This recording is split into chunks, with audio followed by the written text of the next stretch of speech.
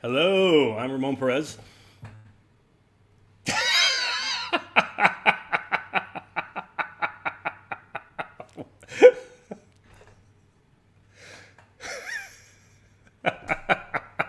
Eric, you're on fucking mute. Woo! Smooth. Oh man, that's good shit. Oh man, all right, solid start. Oh, Rob said to mute. I'm like, all right, great. As long as we're having a good time. All right, everybody, welcome back. My name, one more time, is Ramón Perez, and this is Eric Vedder. Doesn't want to talk. I thought you were gonna say make, and I was gonna go shit, and you're gonna go Mondays. So while Ramon's laughing, I'm Eric Vedder, and this is Make Shit Mondays. And as you can see, the production quality is top shelf. We're working from a script. Oh man, woo! Hello. All right, I don't think I've laughed that hard in a good long while. Oh man. Good times, buddy. Good times. All right, it's been a week, and we're back on Monday, ready to draw. What are you tackling today, buddy? I'm looking forward to getting to this drawing. I was going to trace over something that I kind of roughed out a couple weeks back. So yeah, but that's about it. So nice. I'll be tackling some pages from Stillwater here, and one of the upcoming issues. I had hoped to work on something else today, but deadlines are looming, and we're making ship money. This is creator-owned stuff for Skybound, so it kind of counts. And, I was going to work on something for something else, but I'm like, no, I'll stick with the Arden because I need to work on it, and this is my excuse to do it, right? So yeah, sticking to it. I'm dating, and I'm keeping track of each time we get together. So, what are you pouring there, handsome? Oh, a little bit of keeping it Canadian tonight. I'm Crown going Royal. Still sponsored. Ooh, Tremana. There you go, little rocks. You bought this for me. In fact. I know I did. I know. You liking it? Yeah, I love it. I tried to buy you the clear one, and you were like, "It's garbage." It's a little bit rough. I'm gonna be honest with you. It's not as smooth as the añejo you're enjoying there. All right. Well. All right. Cheers today fella. To better starts with round 3. Third time's a charm. Cheers, fella. And today we have a good friend on. Fantastic. Good old Marcus Toe, longtime raid member, longtime friend. Love that guy. He's coming on, showing off his guns. And Monday Gun Day. Gun Day is like with Marcus Toe. All right, there he is. Oh, there you go. I love the gun, the angle. This is great. How you doing, buddy? I gotta switch it up. The same old, just surviving deadlines. You and me both. It's Did you like that intro, Marcus? Yeah, I was barely listening, but I enjoyed it thoroughly. Third time we're gonna get it right. Oh my god, that was amazing. I think the charm is in the nonsense, though, is it not? Yeah, we're a bunch of nonsense. This is very accurate. Oh, man. I was just following Rob. He said mute yourself, so I'm like, all right, I'll just mute myself. Yeah, you don't need the producer to tell you to unmute yourself when you actually speak in there, though. So this is the second episode, all right? By episode 10 or 20, I probably will have it figured out. By 2024, he should be good. That's what we're hoping for, anyways. Oh man! So what are you tackling today, Marcus? Are you going to be drawing while you're joining us? Yeah, I think so. I've been trying to do some layouts for the Batman, the Urban Legends anthology that me and Chip Zdarsky are working on. Oh, very nice. This is cool. Yeah, it's all just. I don't even know if this reads or not. We'll see. We'll see if it reads. Is that how? How? I know every artist has like a favorite stage or a hated stage in their process. Mm-hmm. How do you feel about layouts? I know some people dread them. Other people are like, they're my least favorite part.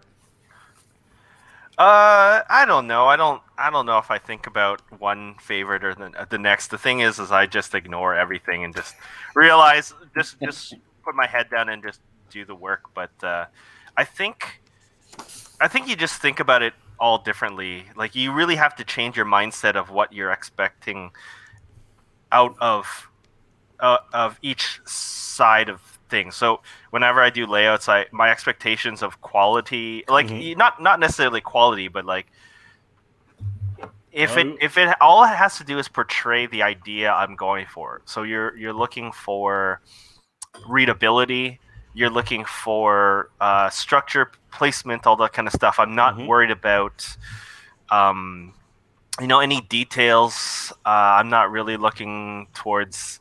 I have like really rough perspective. Things like that. That I try not to think too hard on. Finishing anything. So. Oh no, like, yeah, especially at layout stage, it should be like, I tend to do mine like a 1 inch by like 2 inches kind of thing, the digital version of that, just so they're super small and I can't really fuss around with anything. So it's just really blocking in shapes, kind of like what you're doing, pretty much just blocking in shapes and little things. And I remember you were mentioning this the other day to me. You were saying this is the first time you were going to try to do something, I guess, no borders, very Eisner-esque, right? Yeah, I mean, so in this story, without spoiling anything, of course, it's supposed to be kind of like a bit of a hallucination sequence. Okay. So it doesn't really need borders, and in a lot of ways, when you're working comic books, you kind of have to assume that how the letterer places the word balloons and things like that, that they would help along with that readability, right?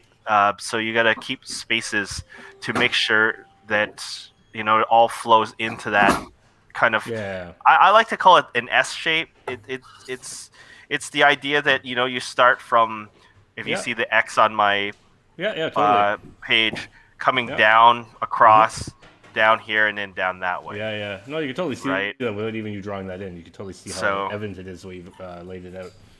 And a lot of times your eye will naturally go that way, but you want the action to move in that direction. So exactly. Hopefully the borders will all kind of like come into play, or the no borders thing will come into work out.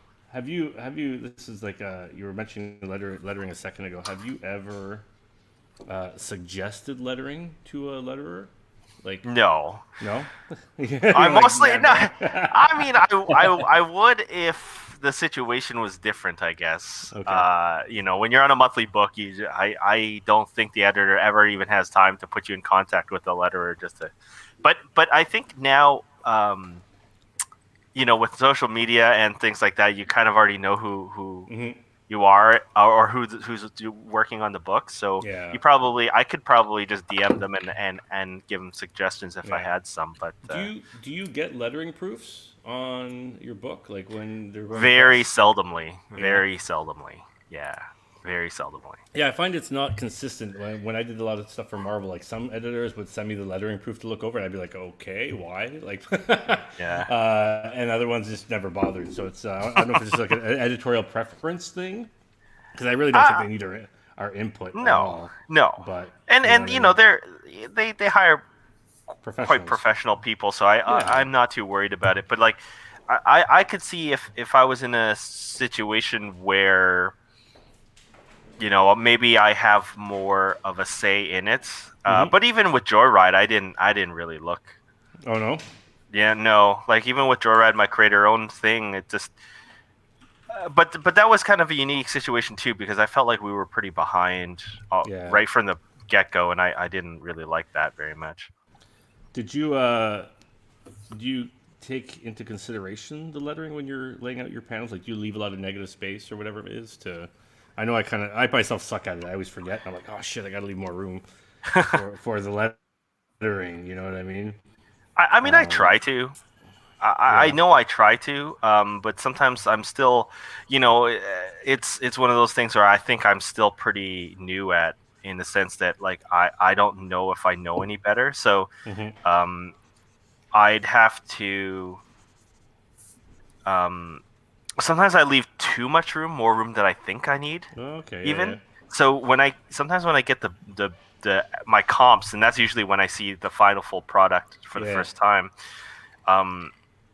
I notice that sometimes I'm like, oh man, I really didn't need that much room on that one spot or something else. And I know that, a lot of times the writer will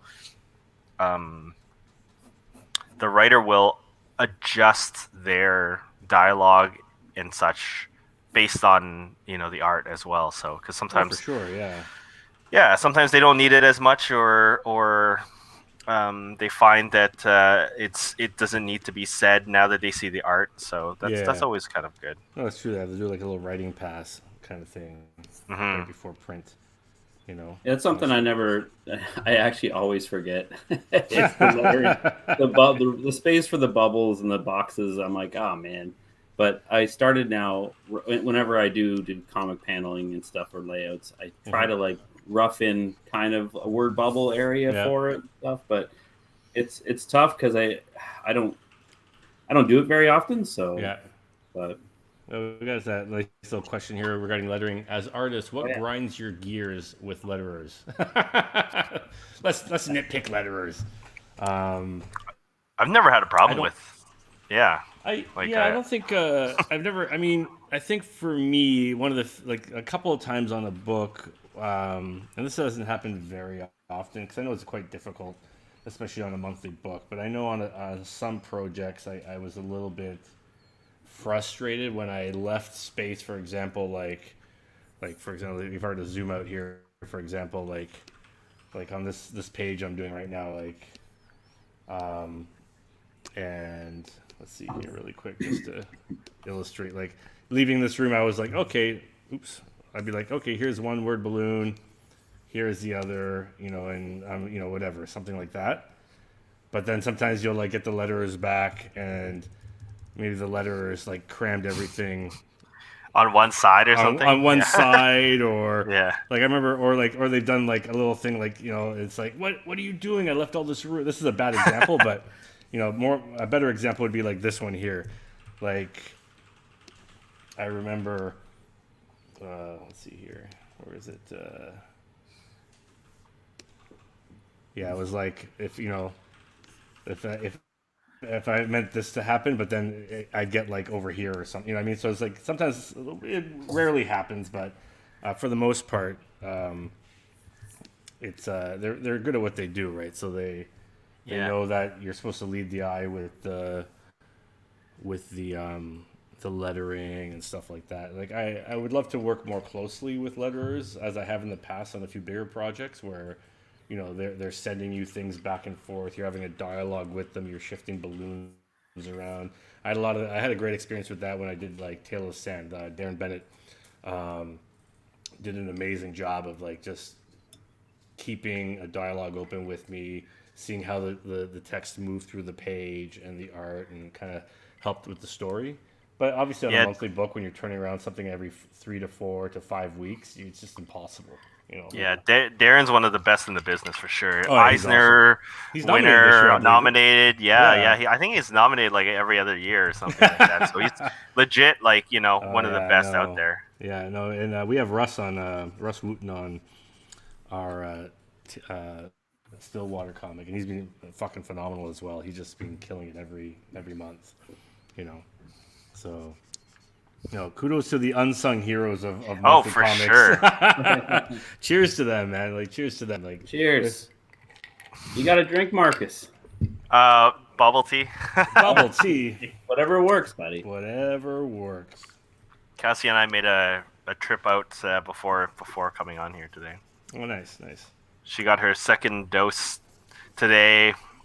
Nice. Wanted some bubble tea. A little reward. Yeah, I mean, like, she's feeling off today, which is pretty on par for what everyone's been saying. Yeah, that's what they say. The second dose hits you a lot harder than the first dose, apparently. Heard the same. Yeah, apparently our good friend Anthony just announced it on our private channel. It's like, I'm like, okay. He announces literally everything. Slight thing that happens to him, so that's not necessarily different. But he bought a new chair. Yep. Oh, that's cool, Eric. What are you working on there, buddy? Oh, so this is kind of, I don't know if you can see that. Oh, you can totally see that. Well, so you moved it. Kind of a rough. Oh, interesting.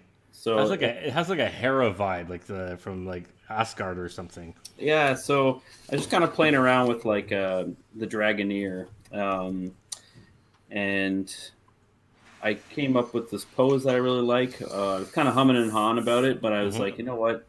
Probably better to get something done. Oh, for sure. So I'm just kind of getting in the. I'm just roughing in like the body shapes. I don't necessarily love the armor I've done on this. It was just kind of a first pass, but at least I'm going to put it in kind of the building blocks here and build on it. So when you do armor, this is going to be like I remember when I first made my start as an illustrator working in role playing games, and when I came on, I went on a lot of sci-fi stuff, and I had to take over a lot of existing designs from existing artists, and I had to make, in my mind, maybe this being a mechanic's son, I'm not sure, but I had to, in my mind, make it work. Where like if they moved their arm, if they did this, the armor would work. Yeah. Is that something you take into consideration? Because I know some of the artists I follow, like I had to follow their designs, did not, and I was just like, it just made me so like crazy trying to make it work. Well, I need to first answer Garen Bush's question. That's my brother-in-law, by the way. Oh, okay. Garen. Cheers, buddy. I miss you. I miss our Warframe lunches all the time. You know, you still have to set it up, but anyway, still waiting on you. Anyway, the Black Wolf nickname that came from this guy himself. Yeah, Eric likes to name himself. Of course it does. I was like, you know what? That's cool. You know, I might have built a bar and nicknamed it the Black Wolf Lounge or something, but, you know, it just kind of grew and stuck around. And yeah. Great question, though, Garen. Great question, you big nerd. I think it should be Grey Wolf, personally. You've passed your Black Wolf phase. Hey. No, What color was Vedder's hair before gray? blonde, buddy. Blonde? Blonde? Yeah. Were you blonde? Oh, yeah. I Really? had blonde hair. I had the Tony Hawk haircut. Oh, that's right. On the Raid Always website, doing you that, can see like, it. the That's head right. thing, shaved head, shaved back, and, like, just kind of always, like, flipping my hair over. And then I started to bald, and I'm like, well, now That's I'm in over. control. Oh, wait. Sheldon could be correct. Yes, I did name myself Black Wolf in our role-playing game that he started, and then he didn't also. And then he quickly, abruptly stopped. We were doing really well, and then he kind of just, he got too busy writing for Arden, I think. You like to blame Sheldon a lot. Yeah, Well, it seems like I it. feel bad for Well, Sheldon. He's a writer, right? Like, you can blame the writers. It's always easier that way. So. Oh man. That's true. I always say I didn't make that decision. That was them. Yeah, Always Sheldon, I'm blame getting the there. I'm writer. drawing, all right? How about you write something? Sheldon Carter is the writer for Arden, for those who don't know. Also, super famous in the Warframe community. Yeah, and he has his own novel coming out soon, He doesn't does. Be nice to get it done one day, right, he? Sheldon? Yeah, he's been working on this novel since I've met him, basically. So I'm eager to actually read this. You've read it. Rob's read it. You know, I've gotten Steve's read it, I about think. 3/4 of the way through, so I want to try and get it done by this weekend. So. 3/4 of the way through the. Oh, the there it first is. Look at that page, handsome. Look at the difference. Look at the difference. Yeah, it's just you just shifted it from here to here. I basically. can't. Can I get the camera angle right? Thanks, Rob. That was great. Always bringing it up. I like I don't it. remember sending that photo to you, Rob. That's That's interesting. on the Raid website. Oh, that's right. That's true. It's from our Raid 3 anthology, where no one wanted to draw the caricatures, so it fell to photography to make the bio section work. Who else we got here in the chat? Oh, shout out to Mama Deadhead. Oh, Mama Deadhead's back. Oh, Yeah, hello, yeah. Sarah. Said a few things there. I'm just scrolling up to see. Hello, Oh, with okay. the black heart. All right. Hello. Black heart for the Black Wolf. There it There is. you go. We got Sam in here, Ryan Jablonski. I think I'm saying. Hey, Ryan, thanks for joining us. Joey and Gil. Oh, Joey. Hey, Joey. Right? Yep. Sounds. And David Cutler. All right. Oh, David man. Cutler. Hey, Nice. how you doing, buddy? He said looking good, so he must have seen just my face there for a little bit. Oh, okay, that's what happened. That's what happened, clearly. Anyway, good to see everyone on here. That's awesome. Yeah.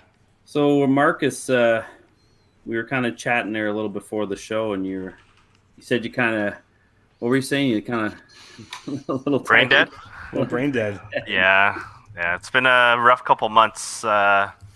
So my regular schedule for like kind of 5 to 6 weeks intervals between the last, I don't know, most of the year at this point. Issues, you mean?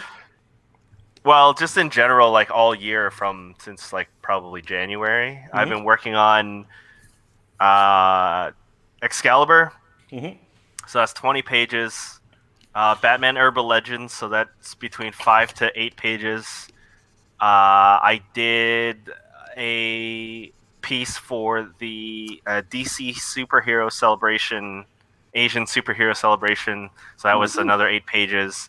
Nice. And then another 8 pages recently of Shang-Chi for the Marvel Voices. Damn, So I've just been working on like a bunch of things all at once. This is like your schedule from 2017 or 2016 when you were doing like 2 monthly books. Yeah. I don't know what I'm doing. But you're not a young sprite anymore. I know. So I basically finished that last little bit. Well, I'm still kind of on it, but like this week I'm working on 6 pages of Batman Urban Legends, which will be the last installment of that for me at least, and then another 20 pages of Excalibur 24. So I got to have all that done in about 5 weeks or so. Okay. So all right, no problem. Yeah, no problem, I guess. But the third portion of it is lifted, right? That third project, I don't have it, except for we're doing that one little thing, but layout shouldn't be too bad.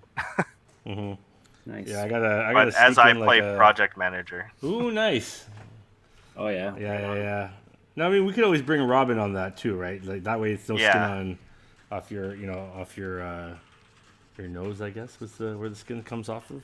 But, yeah, wherever skin comes off. I don't know where that saying came from. No skin off your nose. But no, like I get it. It's like it's funny because sometimes we shift gears and we go from like regular to super fast. Yeah. Or super fast to just fast. It's a fast, yeah. You know, because you still got a ton of things to do. Yeah. It's just not as crazy as like just a week ago, let's say. Yeah. No, it's an interesting affair. I'm trying to actually get I've fallen drastically behind on my schedule because I just overloaded myself a little bit, and my goal is to try to rein it back in, because once you lose control, it's really hard to get back in line with things sometimes, right? Yeah, no kidding, eh? Because you just keep losing ground. And especially if you're working on a publishing deadline, you can't slip up too far because it's got to go to press, right? Yeah, so, yeah. And you don't want to be that one kind, because you don't want to be that guy. Yeah, because the second you get like a certain reputation, it's really difficult to kind of get that off. No, exactly. So it's a different world. The monthly books world. Eric's like, yeah, I just draw stuff for video games. Work. How's your stuff been going now? Like, you be working from home. Do you find that better? You're not like interacting directly with your team on a face-to-face. You're just kind of, it's all through Zoom or whatever. Do you find it effective, Eric? I quite like it, but I do miss the social side, and I do miss some of the face-to-face for sure, because the free meals. Oh, man. Yeah, right. Oh, the lunches there are next I level. think he still gets those. I'm not sure. Shout out to Chef Jason for that. Yeah, it's all right. It's I think at first it was really really weird. I was like, is this just how life is going to be now? Like, I think every artist kind of wants to work from home forever because it is kind of comfortable and stuff. But there is something to be said about like being around other people and stuff. Well, you're a social beast. You Yes, thrive on social interaction. I remember when you had to quarantine for 14 days because your wife got sick, and you were Yeah. like, Ramon, this is like the hardest 14 days of my life. Yeah, it was weird not being able to leave the house. I'm like, come on, but I like honestly, you live like with what? You got like an acre of land. Like Yeah. I'm pretty sure it's like if one of us got sick, we legitimately couldn't go anywhere. Yeah, Eric's like, I had to go from the upstairs to my cool gaming room to my bar to my pool. It's like, oh. So, is there a question in there, guys? Or... Love you, Eric. Love you. Just Love you jealous. too, Just Eric. jealous of your pool. Son of a... Oh yeah, the pool's great, by the way. Oh, God. Gonna You're be killing visiting me. more. Killing me. Visiting more. Sequential magazine. What's we got here? Oh, Hashtag Brendan. me Hey, too. Brendan. How I you like doing, it. man? I like it. Someone working alongside us. Right on, Brendan. Ah, nice, nice. Brendan puts out a monthly, not monthly, sorry, I think it's quarterly magazine called Sequential, and we have a bunch in the studio here if people ever want to pick it up. It's great interviews, creators, subjects, historical stuff. Really, really awesome shit. I Cool. believe he's based out of Montreal, if I am correct. Nice. Yeah. Must be enjoying those Montreal Habs. I don't want to talk about it. As a very sad Leaf fan. Yeah, how's are you? Oh, geez. You're finding all kinds of stuff here. Oh shit, that's cool. I always love it. Like, this is some beautiful stuff, dude. Thanks, man. Some Those are really- deluxe skins for Warframe, which I really enjoy doing. They take a lot of work, but Yeah, that's beautiful, man. just trying. I'm probably gonna start trying to work on another one soon. I just had a whole bunch of other stuff I had to get done. Now, how long does something like that take you? Oh well, there's a lot of like back and forth with Jeff Crooks, the art director, and then Raymond De La Cruz at work about like just kind of start with a theme, and that one was kind of like Vauban. I'm doing a terrible job remembering, but I think he was a tactician in the military, like in the 1600s or something. I think for France, and I could be completely blowing this.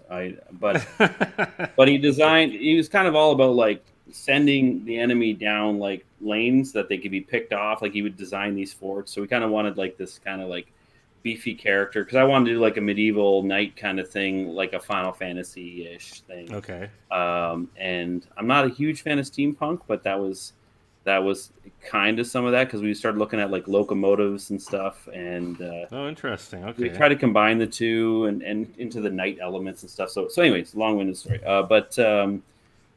So it's a lot of like back and forth and just kind of doodling some quick ideas until you get something that works. And I'm always want to do a ton of detail, so they're always like, "Well, let's slow it down a little bit, yeah, rein it in." And I understand, but I'd rather go too far than not enough, right? Like, are these things then animated on, like, the characters when they play, like the players? Oh yeah, that was built in 3D, and you can buy it as a skin. Oh, shit. Or I think you buy it. Yeah, I think you buy it with platinum. That must be pretty cool to see your stuff like rendered and then Oh, animated. it totally is. And I designed the weapon for it, and like a what else did I design? I think maybe it was just the weapon.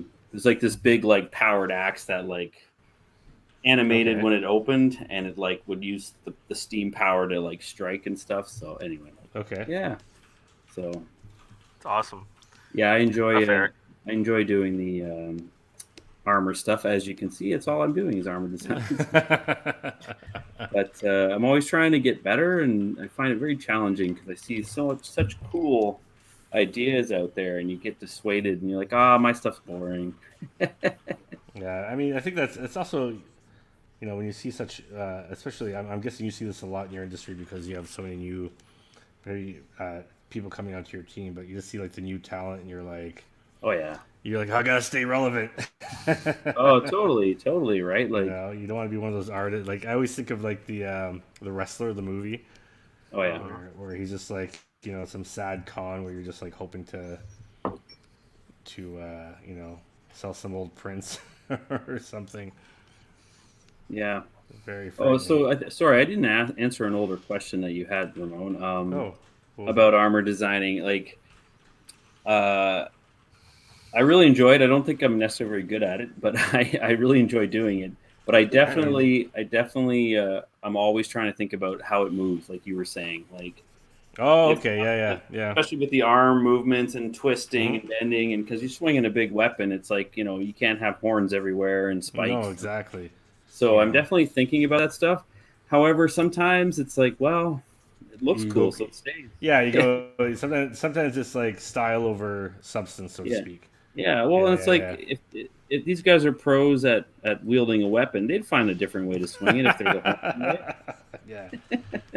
Just blame the character. That's fine. Yeah, it's not me. I just want to draw cool shit. So, oh man. No, but why don't you think you're a good designer though? I think those are some like I've seen your stuff, and is it just like that intimidation of your peers, or just looking at other artists, or there's always the imposter syndrome and stuff like that and whatnot. So I think we all go through that, yeah, for sure, man. What I don't know about you guys. I think I'm awesome. I don't know. So what I'm doing right now here is I'm trying to like just do a small idea before I transfer it to the big thing. I'm just playing with armor ideas here, but yeah, I don't know. I think mostly it's like this because I'm in concept art, and I see a lot of because that's quite different than like comics and stuff, right? Like for sure. So you get a lot of concept art and man, the kids that are drawing this stuff, I'm just like, wow, they're in another level. I find sometimes, and I think it's part of it is I'm not exposing myself to as much stuff as I should be, like other cultures, other like movies, even video games. Just like trying to get my head, like you know what I mean, like and there's just such. I just love when I see stuff that I'm just like, man, I never would have thought of something like that. That is so wild. Yeah, and I was watching and it gets frustrating. Yeah, no, I was watching the making of Star Wars, or like some of the Star Wars making ofs the other day. And just to see the cultures they're pulling from for their designs, and you're like, it's all there. I think sometimes we just you get locked into whatever you're doing, and you forget to check, right? Like because it's a lot of work, on top of your regular schedule to kind of deep dive on all this other stuff sometimes, right? Yeah. But I think I also got to like take my own advice sometimes and relax, and also like I preach about like, oh, you got to think about the shapes and this and that. You got to, and it's like sometimes you just kind of start noodling on little things. And you're like, man, I'm not even thinking about the stuff that I would tell somebody. Yeah, right. They were asking me, how would you do to this? And I'm like, oh, start with the fundamentals. Yeah, you're like, do as I say, not as I do. And I'm going off and just doing like, oh, but look at this cool little doorknob instead of designing the door, right? Yeah. I think as well one way I've always found that helps kind of push your brain to think differently is utilize a different tool than you're used to, because then sometimes that forces your brain to think beyond what you're used to doing, and I think these things kind of for like you said though, I mean, we're all trying to make money to live, and sometimes you're just so focused on just getting it done. Getting it done that it's hard to not. It's hard to try to do something new, or as new as you might want to. You might already be trying something different. Well, I think it's also not like there yet. It's tough to like. You can get influenced by so many things that you almost kind of paralyze yourself as you paralysis analysis, that kind of stuff, analysis paralysis, which way it is. And so it's like, oh, how can I be like them? How can I? And I'm like, nah, I don't want to go down that route. But you end up kind of doing that sometimes. Yeah. No, but for sure, you don't want to. You kind of almost never want to just. Oh, how can I be like them? Because it's like we talk about this all the time at the studio, but a lot of your own style stems from your own lens. So it's almost like your interpretation of what you've seen. Yeah. Right. And that's unique in its own right. Yeah. I think it's just also, but just sometimes you just gotta drown in the schedule, and other times you can slow down and kind of, explore new avenues of inspiration, travel, see things, different cultures, that sort of thing, right? And you have to actually slow down to do that, so you can't be doing 2 books a month or whatever it is, right? Yeah, because sometimes you have to be ready to accept that information too. Exactly. There's times where no matter how much you try, your brain is not ready really to accept the right information. Like I remember getting, a lot of good advice when I was younger, and I thought that I was doing the right thing, but I didn't really understand those words until years later, while I was doing it. But sometimes that's the beauty of it. Just even if you disagree with advice, I think it's always just listen, right? Listen. You never know when that advice will actually come into play, because it might not be immediately, but and I think that's the mindset I think you gotta have. And when it comes from working on things like getting inspiration for design, I think the idea is just keep whenever I always try to think, and I'm not the greatest at design. In fact, I always have a hard time with designing things, but I find it important to look every time you're out there looking at things in a different situation, just almost like keep an open mind of what you're looking at. Yeah. Look at things, why it was done like that, and inspiration from just everyday things can help you, right? Like they talk about all the time, like how some of these things that people design like spaceships out of, it's just like your coffee pot, or I love that shit. Totally. Yeah.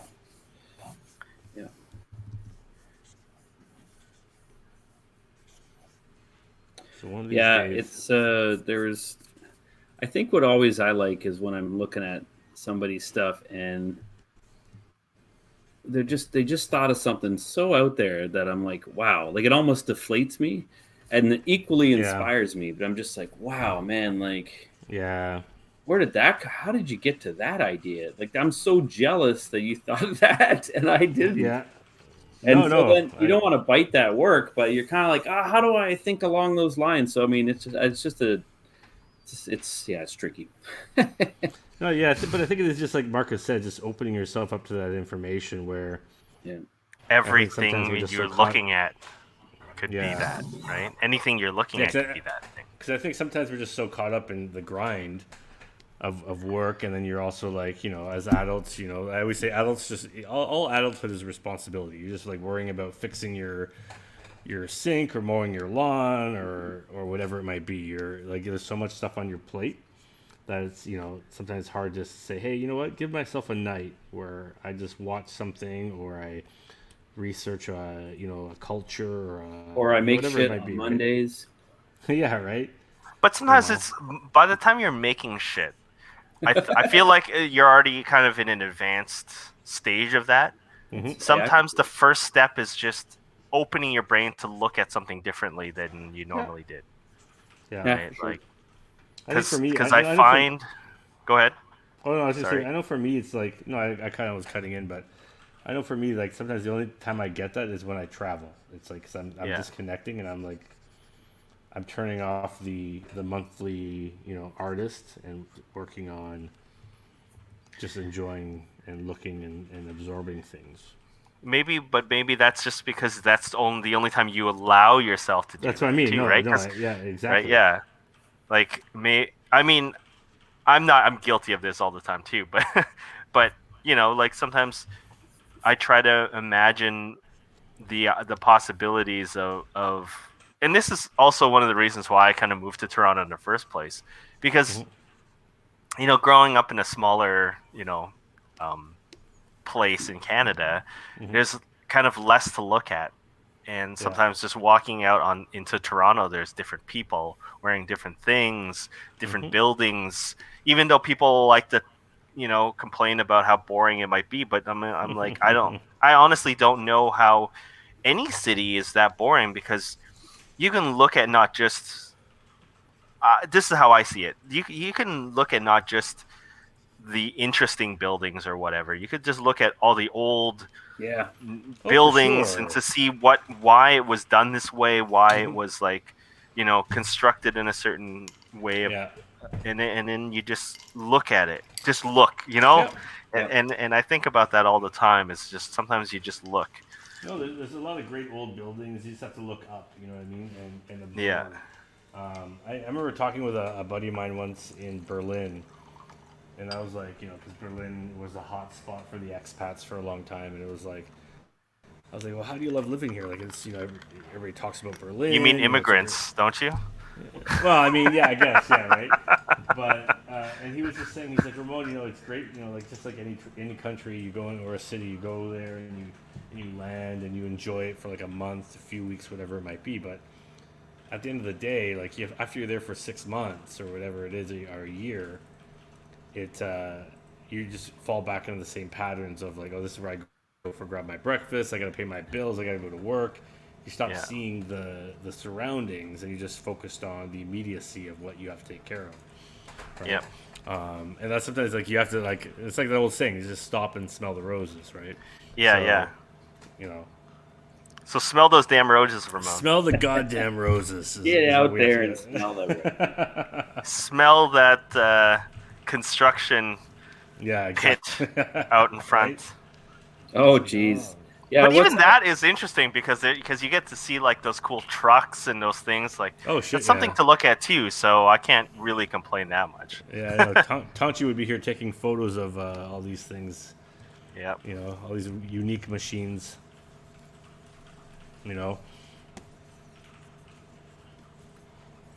Everybody gets to see my cheeks now on a monthly book as I scroll through.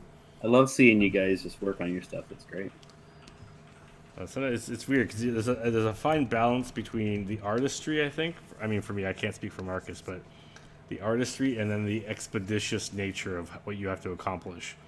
So you have to find that tricks I often think style is the result of deadlines.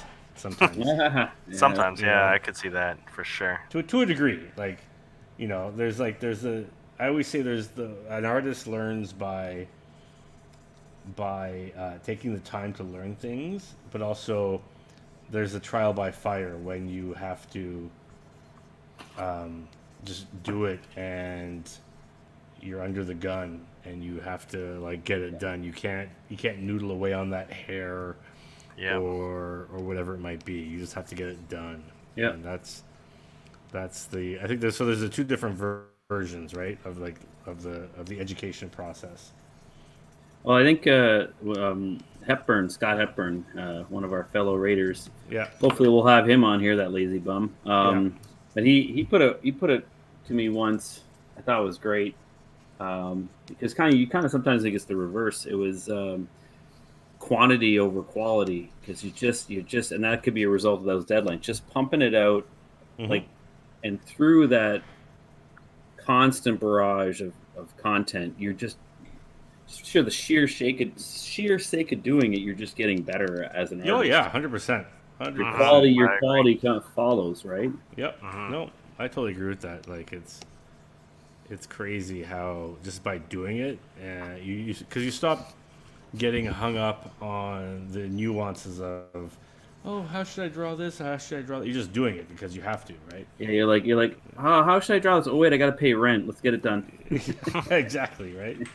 So no, it's crazy how. Joe Vereen's in the house. Oh boy. Speaking of someone that doesn't draw enough.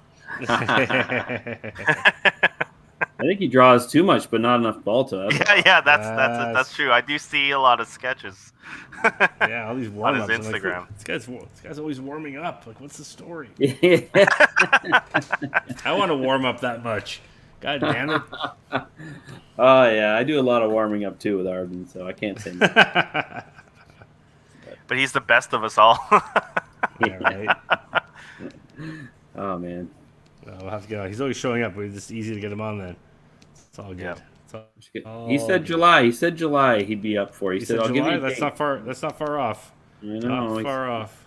He says he has some. He said he got to do this and that. I'm like, all right. And he says, but I want to tell you, July. I'm like, all right. So it's kind of official now, Joe. So it's official. It's being announced here on the Yeah. channel.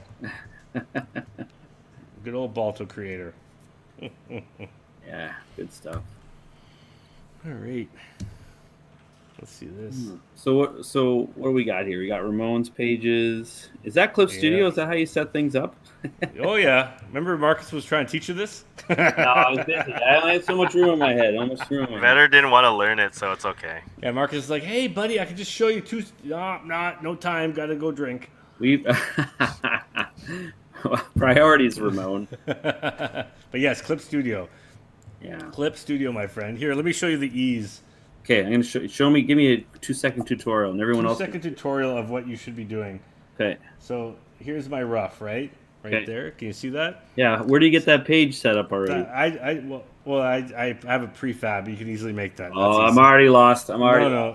The prefab stuff, we can literally give you the numbers to plug it in. Yeah, we actually Okay. can give you the page. We just give Okay, you I'm the page. back in. I'm back in. I'm back in. You're back in, right? Back in. So then this is the part where you go crazy. I remember. I think you were doing this in Photoshop.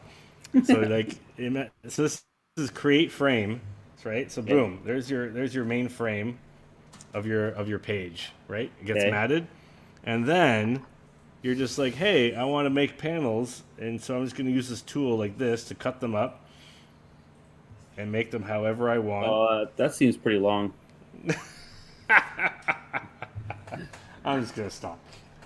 All right. You're impossible. Yeah, no, that's cool. And then it's kind of And then you just fill in. Like the you insides. already know how to use Photoshop, right? Yeah. Then it's way easier than Photoshop. You're halfway there. Yeah, but I don't basically. use masks on Photoshop either. I don't even know how to do that. No, these are way easier than Photoshop. It's like so. It's like literally so easy. It's like this is like a program made for comics. Like unlike Photoshop, which is made. People forget that Photoshop was made for Photo editing. photographers, right? Yeah. It wasn't made to draw comic books. Or any. So, I do. Well, I do. I do a lot of like fiddle around with a lot of the lettering, so I'm understanding that quite a bit, and that's really really useful. Absolutely, I love it. Yeah. But yeah, the comic book pages. Well, I don't do a lot of comics, right? So it's, but it's definitely useful. I had no idea stuff was. Yeah, exactly. They make it look easy. It's not that easy. It's easy. It's that easy. It's literally easy. It's literally that easy. It's as easy as it would be to pick up your pen and a ruler and draw a panel. That sounds way cheaper. It's way cheaper. I don't know. There's 50% off Clip Studio right now. Oh yeah, really? There you go. Yeah. Perfect time to buy it. Sounds I think Eric actually already has it. He just I think he does too. I think we're gonna move on, so that's cool. Anyway, hit Joe on and have him make this kind of shit. Exactly right. Oh, look at this guy. Little Joe Vereen shout out. Oh, that's a nice piece. Look at that. We'll still get Vedder into sitting down and learning Clip Studio still one of these days. Well, for sure, buddy. I promise you. You Don't make promises you can't keep. Next raid retreat, my friend. You and I. I'm not gonna get up until I understand how to make a page. I think in general that is one of the big keys. You have to actually do it. Yeah, because like when you're talking about us at the table that one day, I was like, I don't know. I had a lot of people. Anthony was hanging around, wondering what I was doing, and there's a lot of knives. So everywhere I looked, so. Yeah. It's literally like 2 easy steps and you're good. Yeah. You are. But that good. being said, I'm a terrible teacher. I've never been really good at teaching anyone anything. But you know what? You're a great friend, so that's all that matters. I don't even know if I'll go that far. I don't even know if I'll Marcus go is that like, far. no. I'm an a terrible acceptable friend. human. Yeah. I'm a mediocre lover. I mean, Whoa. there's a lot of things. You're getting some Marcus, inside info here. Yeah, you're selling yourself so well. I think I'm a terrible self promoter. Yeah. Well, I've only been using the socials because of this and the Forest Folk campaign. I've been trying to promote Andy's Mother Trucker and Carl's Kickstarters Abominable. too. Yeah. But, Carl will actually be here with us next week. Just Carl is agreed to to get- next Monday. Carl Kerschel. So that'll be yeah. interesting. He's another awesome, inspiring fellow. There's a guy that keeps. I've us on known our that toes. guy. I met him in like '97 or '96 or something. Mm-hmm. But down in St. Catharines because we have a mutual friend in Niagara Falls. Oh, really? Matt Lyon. He introduced me to him, and Joe and I were blown away with his work back then. What was it, Miki? What he did? Oh yeah, Mickey. Yeah, I remember that. I actually have like, I think a printed out. You should bring that next week. We are getting the teeth in it. I think. I actually think. Yeah. Where is that thing? I have it printed out like a 10-pager, like a pitch for a comic. It is amazing, and this is like '97. I was like, Carl, man, he's just so good, so quality. That guy's a monster of talent. Like it just every time I look at his work, I'm inspired. I mean, oh yeah, me too. Oh, you have an interview. That's awesome. Yeah, he's so good. He's just such a nice guy too. Oh yeah, no, and yeah, you just like when they're so just kind and welcome. You're just like give me something to latch onto where I can say, well, but he's a terrible person. So yeah, exactly right. That's like give it to me. Just give it to me. Let me work with something. I want to hate him just a little bit, but no, you can't. No, he's awesome. That's how people apparently. I sometimes I watch the Graham Norton show. Oh, I love the Graham Norton show. Yeah, I know. I really like it. Oh, fuck, it's so good. And they were talking. There were a bunch of people talking about Chris Hemsworth like that too. Like, my God, this guy, he's like a beautiful human. Like, and he's funny and he can sing, and like he's just like, no, you shut up. Don't need another thing, That's Eric. That's actually just as Marcus brings it up. That's should be our inspiration for this podcast or this live stream. We must become the Graham Norton of comics. I don't know if you ever watched Graham Norton, but do yourself a favor. If I've seen some of his shows. It's good. Yeah, I mean the thing that I find that was really good about how he does it is that he will know what to ask you to start you on a story, because everyone kind of has interesting stories, and he'll prompt you properly to talk about an interesting story, and that's one thing I find that isn't necessarily common in comics, North American late night talk shows. Exactly. Yeah. Where a lot of the talk shows in North America, it's really about the host. The host is just talking about how funny he is. Mm-hmm. And no, they really let, and you could see it because the people on that show unwind or let loose more than any other talk show I've ever seen them on. Like, I mean, there's been a few American ones, don't get me wrong, over the years, but you could just see how like they're comfortable, and like I've actually seen clips where they're just like, this is the most fun I've ever had on a talk show, like ever. Yeah. My favorite one is, I can't remember her name. Who was the actress? She was in Spider-Man with Garfield dude. Emma Stone. Yeah, Emma Stone. Did you ever see the one where he teases Emma Stone with the Spice Girls showing up?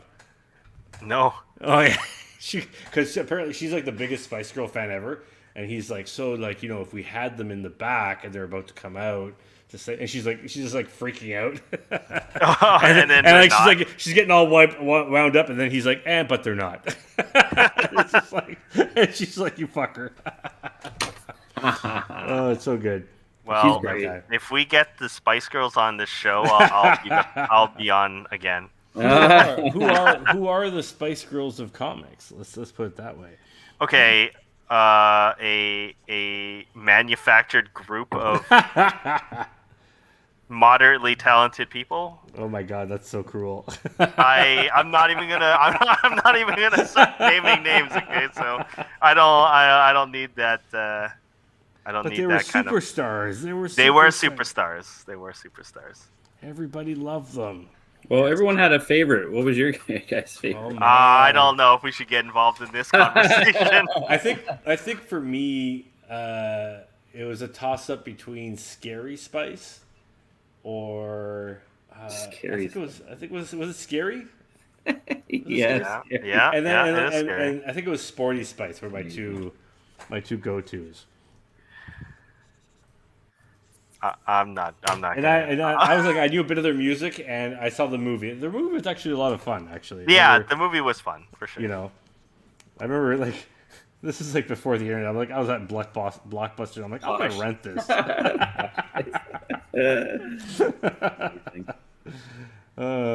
Blockbuster. Yeah, I mean, still, Blockbuster was something like I would never had the money to buy to buy any of the consoles. So when Blockbuster, That's where you could rent them. That's you could right. rent the whole console. That's right. Which was pretty sweet. Oh yeah. So on my birthday, my parents would rent it out so me and my friends can play. Oh, that's cool, man. Well, that's The true. Neo I forgot about that. Yeah. Man. I almost had a PS5 on Friday. Oh yeah, Kyle has one here in the studio. Oh man, Rubs it in everybody's faces. They had a digital download one. I was like, no, I want the cartridge one or the CD. One. Hold on a second. Oh, they had like a. Hold on a second. You lost me. They had a digital download of what? Well, they have two versions. They have the one where you can put the DVD disc, the Blu-ray or DVD disc in there for the game. It's also backward compatible with PS4 games. So I'm like, well, I got a bunch of PS4. I'm not gonna. If you get the digital download, there's no slot to put the old games in, right? So I'm like, oh, okay. I don't know. And then the guy's like, don't get the digital, it's shit. I'm like, oh, okay. Okay. They told me that after I decided I wasn't going to get it. He's like, yeah, good call. I'm like, why didn't you tell me that beforehand? He's like, got to make the sale. He's like, yeah, good call, don't do that. I'm like, well, you could have said that earlier. Is this why you were on Best Buy buying your microphone? Yes, exactly. You could have purchased it for me. I do have a birthday coming up. Next year? No, this is Rob. I think is. Oh, he said that. trying to get gifts. Oh, I see. He does have a birthday coming up. He does. What are we gonna do with that for that guy? Maybe another pool party. Oh, yeah, I'm up for that. Rob, we're gonna make you cook on your birthday. That's what's come down to. Yeah, that's because I ain't cooking. I provide the pool and the barbecue. The good jokes, charming conversation. It's all good.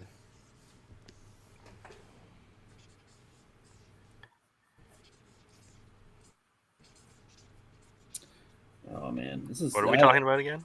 I'm just saying. We're just. There is no topic. No, there is no topic. It's casual conversation. Are any of you guys friends with Sean Galloway on Facebook or any? No, I've just met him. I think at a show. Oh, okay. He's going to make me a little bit jealous because he's lately been posting he's been buying literally every show I watched as a kid. Like he's buying the season sets of them all, and I'm like, do I buy them? Like he's like got BJ and the Bear. He's got like Simon and Simon, Dukes of Hazzard, all these all these shows that I watched as a kid. And I'm just like, oh my god, it's like the rabbit hole. Here's the thing, though. For me, at least, all the shows that I watched as a kid, I can't watch them. What do you mean? I can't watch them anymore. Like I bought like a bunch of the Ninja Turtle ones and other things like that, and I watched it once and I'm like, this is not good. I don't want this. I don't want this anymore. But Well, I maybe mean, that's just the way. I remember Yeah. someone told me you can never go back, right? Like, No. so if like It's hard going back. Let's say it's not that you can't, but yeah. you can't expect the same feelings. I guess Oh God, no, not at No. all. No, it's 'cause, like lost love, right? Yeah. You also, yeah. you also looked at it differently. The technology was worse, like as far Oh as yeah. so you just accepted it, and you're like, cool. And it's like it's hard to go back and be impressed with some of that stuff again. It's kind of like playing older video games. You're like, how do I get past the graphics? We're kind of like inundated with such good graphics now, and for Yeah. sure, I mean- there's a place for it for sure, but Yeah. I think find you're- it hard to get back into it. I think you're going through it like a lens of nostalgia, right? Like Yeah, you can ride that for a bit, but you can't. Like like a lot of those '80s TV shows, it'd be like going back to watch the A-Team. It's like so formulaic, and yeah. you know you might enjoy a few episodes here or there. They're charming, but after like 2 or 3, you're like, yeah, it's like the same thing over and over and over. Yeah. Right. But Cheers was still pretty good. I thought Cheers was still pretty good. Did you watch it though? Well, a lot. No, when you I were didn't. younger? I didn't watch it go. So that's- well, not really. So that's probably Like why I saw a though. couple. Yeah, maybe you're right. Because like I never watched Cheers at all. I mean, I saw a handful of episodes, but I never watched it Same. religiously. Right. So it's still new to you, no matter how old it is. It's still new. That's You know what I true. mean? That's true. Like I keep thinking, like I want to check out, but it looks so dated. But I hear such good things. Is oh, I'm blanking on the title of it. It's like the sci-fi series, Babylon 5.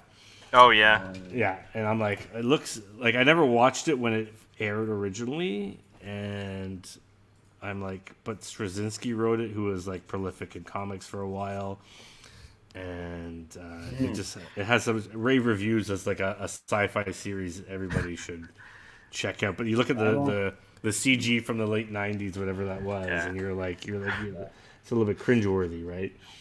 I've heard some stories about Straczynski.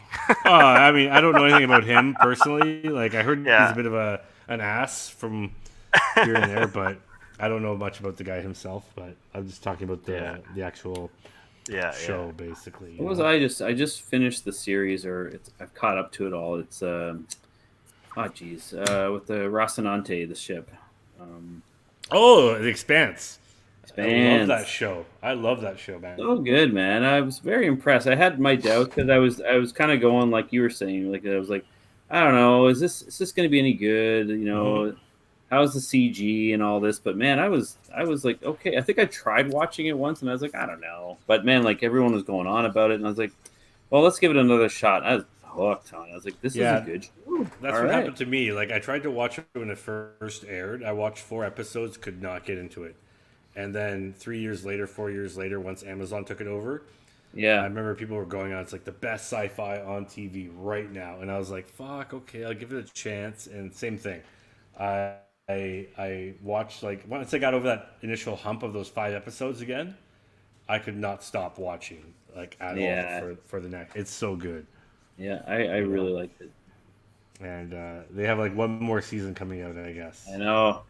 And I like how it ended. I was like, oh my God, you gotta tell me something more. I actually started reading the books as well, and it's interesting because their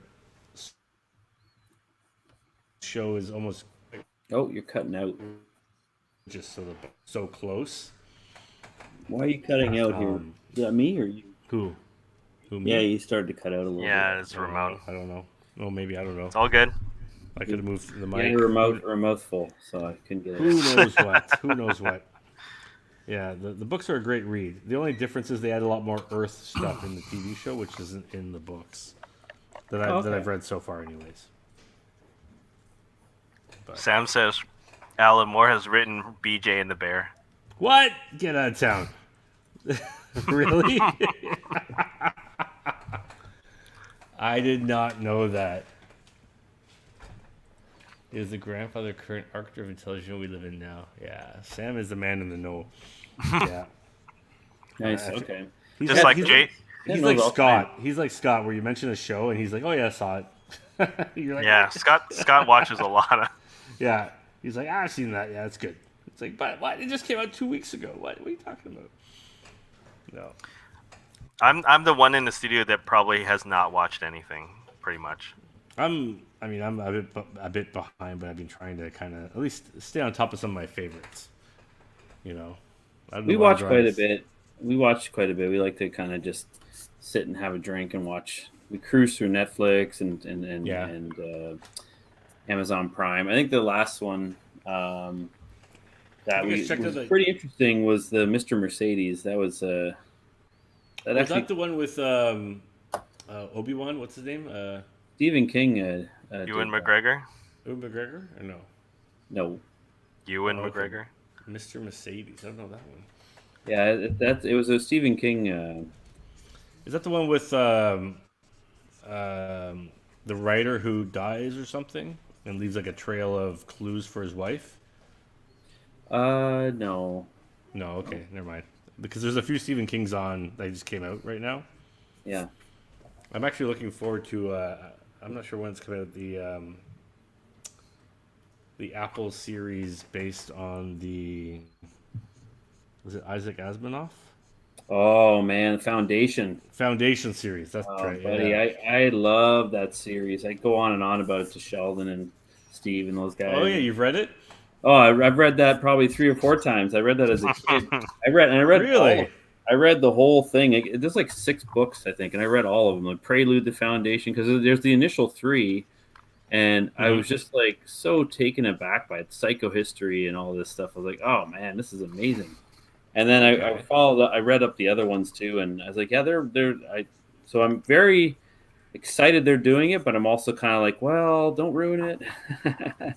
I mean, obviously, it's gonna be But an interpretation. You can never yeah, meet exactly. the fans' expectation of what it's gonna be, I'm right? I'm excited. I'm excited it's coming. Yeah. So, but No, I I mean, it looks beautiful.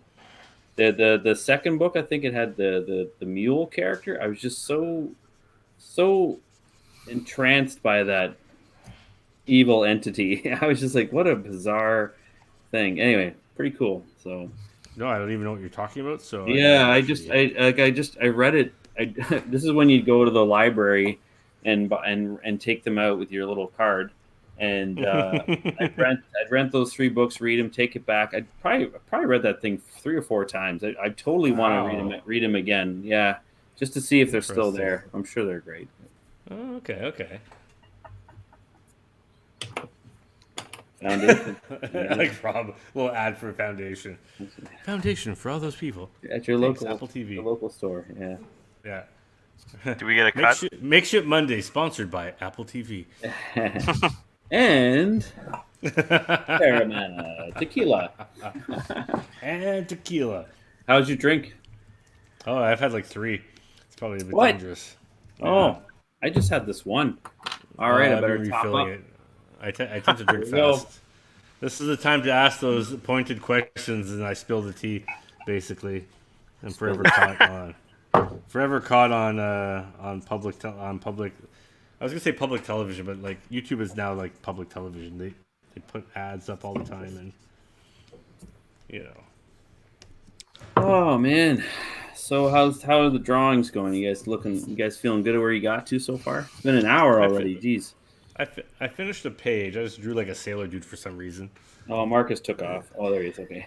I yeah, I'm He took off. I thought I'm you cut just out. doing layouts. Yeah. I'm just I don't even know what to think about these. We'll see when they finish if I think that they I work. just look at this page and I look so many characters. This hurts. At least there's no back. Well, I mean it's like like I said, montagey thing, but I mean, you saw the last page I did. Silhouettes. yeah. I tend to go for I mean not my fault necessarily, but group shots and stuff. I guess that's my thing, but I love classic the- group shots. yeah.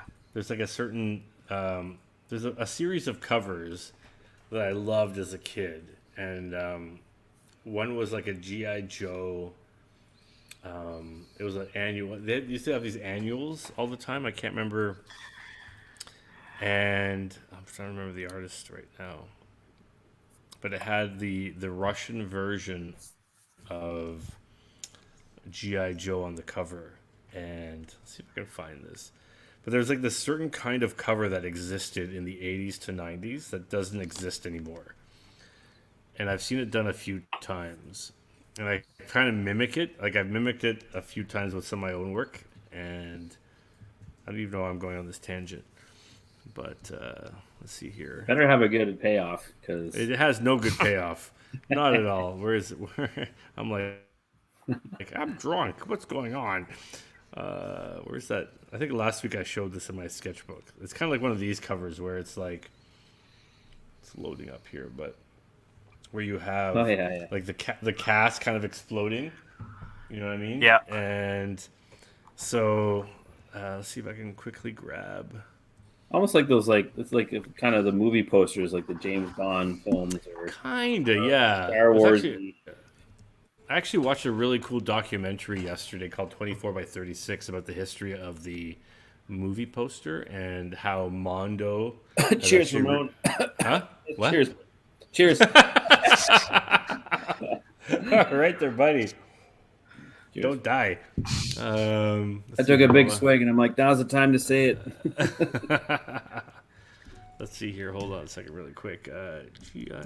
Joe annual cover.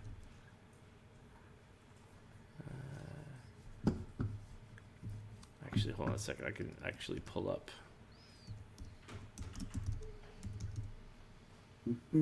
Yeah, it's like one of these, like these kind of covers here. Let's see if I can pull this up really quick. It was like this whole.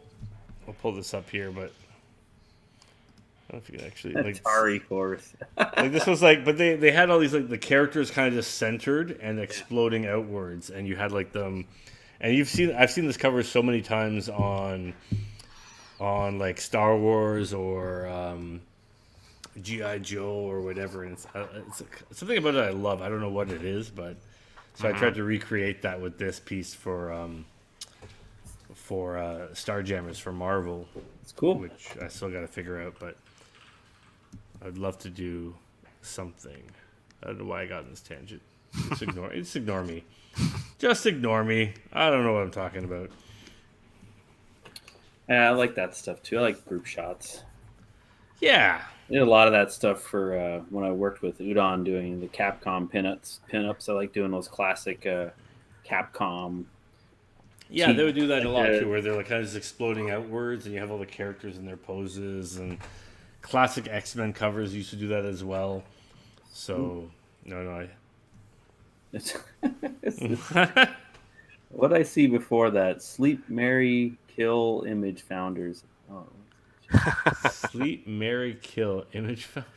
What? It's true. Oh, Sleep, Marry, Kill. Oh, okay. Marry. I got you. Okay, sorry, I figured that out. Oh man, Sleep, Marry, or Kill. Hey, Mark, how's it going? Image Founders. Well, I mean, clearly you want to marry like Todd McFarlane because he's the most succcessful of the bunch, or maybe Jim Lee. Jim Lee. Jim Lee. Is that the guy you marry for like a little bit of you want to make sure, but you got to sleep with Rob Liefeld because he's the dirtiest and the weirdest of the bunch. Well, I don't know. I mean, you've heard some stuff about Silvestri, right? Is Silvestri like a little bit kinky? What's going on? I think he was the Playboy. He was the Playboy Mansion guy. Like he went and hung out there and stuff like that. Yeah. Okay. Oh, Silvestri. Okay. Yeah. Mark would know. He used to work for Top Cow. Oh, okay. Man, okay, this is a whole new ball game. But who do you kill? Who's the one you get rid? Maybe you kill Liefeld. I don't know. No, you can't. He's such a nice guy. No way. Is he? He's a nice guy. I've never met him. So, but I don't know. I've never met him. I met McFarlane last year in New York. He was super nice. Yeah, I have no idea. I mean, Valentino maybe, like the Shadowhawk series. Does he count? Eric Larson? No one is kinkier than Chris Claremont. No one kinkier than Chris Claremont. Yeah, I've heard. There's a lot of things. We can't be spilling too many beans. No, I mean I can't talk about stuff I don't know about, so that's how it goes. I've only heard a lot of random like gossip. Yeah, I heard Chip Zdarsky's the worst though. He's a weirdo. I tell you. Love the guy. Love him. Am I losing Ramon? What's he doing? Is he talking away from his mic? Oh no, sorry. I was like away from the microphone. Oh. I'm pouring myself another drink.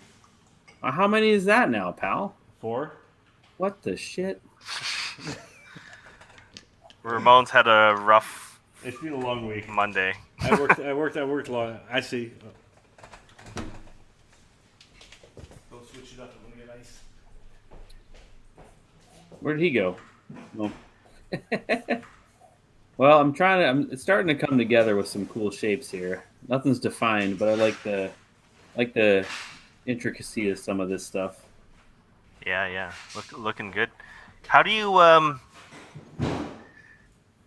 well, I mean, most of it is like how do you, make the the design, the armor work with I don't know, like practicality. Do you care more, are you focused on practicality, or do you want to just for not really initially. I'm trying to just get I'm trying to do interesting shapes and ideas, and then look at the practicality, then look at well, how much am I willing to just let that go, so then that piece remains in the image, because I really like how that looks, and because a lot of these are just going to be like one-off illustrations, I'm not going to be doing a comic, I don't think so, of a 500-page comic of this character in this outfit. I drive myself crazy trying to draw this every panel. So you get someone else to do it. Well, yeah, exactly. I'll hire someone from Raid Studios. I heard they're good guys. Yeah. I've gotten to the point where I just make it up anyway, because there's no real turnaround angle, and even my own stuff, you just kind of have to make it work for the panel. I'll be honest with you, 90%, if not 99% of the time, I just design on the page. Yeah. Yeah, for sure. There's some of that, and that's kind of the spontaneity. Is that fun? But sometimes you can just noodle over something forever, and I don't know. No, it's true. You can. Yeah. And eventually, you just have to dive in and just do it. Yeah. Be done with it. Totally. As our good friend Anthony likes to say, tends to say, just it's done is better than good. Yeah. It's just just have it done. Move on to get the next. Get your second shot. You're gonna grow with everything you do. So if you keep noodling on the one thing, you're just kind of in a point of stasis where you're not actually growing. You know what I mean? So at one point, and I mean that's kind of going back to what we were saying before about deadlines and kind of going fast and stuff like that. By doing that, you're preventing yourself from noodling and getting in that little trap, right? Is this like a don't hang on to the past kind of thing? No. I'm just saying, as artists, we can get trapped into noodling. I know so many people with these epics. They're like, I'm just going to design the title card, or I'm going to design the characters for 10 years. Yeah.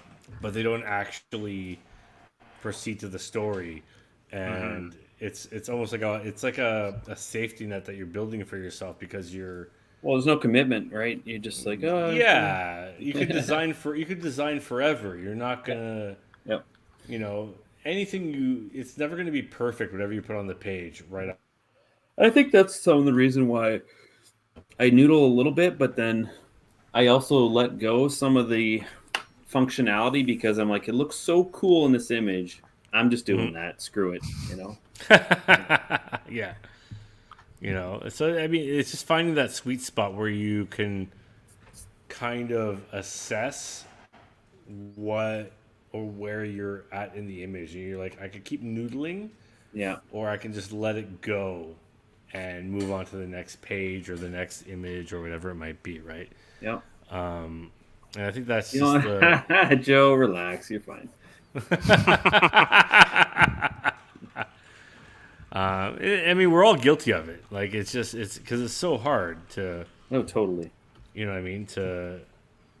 Because you're most artists are perfectionists, so we want to, make sure the thing is the most beautiful thing ever before we put it out into the world. So. We're hard on ourselves. So at the end of the day, there's nothing harder than actually just saying, you know what, this is done, and we're putting it out there. Yeah. Balto Newly. Joe and I remember I was in his room. We're sitting there drawing, and this is back in like way back, like 90s, sometime in the 90s. Yeah. And I remember drawing this sexy lady with this giant dragon head, and then Arden was born from that. Everything grew from that. So, but what do we got here? What DC character would you love to redesign their costume? Who needs a new one? Oh, who needs a new one the most to you? Actually, one of my favorite pastimes when I was this is before I moved to Toronto. I used to hang out at a buddy's comic shop. What was that? Oh, it's sharpener. That's my pencil sharpener. You're still using pencils right now? Yeah, digital's for chumps, right? So. But one of my favorite things was actually taking B or C list characters and redesigning them, but not actually to the point where I was drastically changing their costume, but more just like slightly reinterpreting their costume. So so things like, I don't know, like one of the characters that stick out to me from back then were like, remember when Azrael took over the mantle of Batman? Batman, yeah, and so he had this weird like strange armor that it might be like fucking stupid, but it was like the challenge of taking that armor and making it look good, but still keeping in tune with the design that was created by the original artist, not drastically changing anything.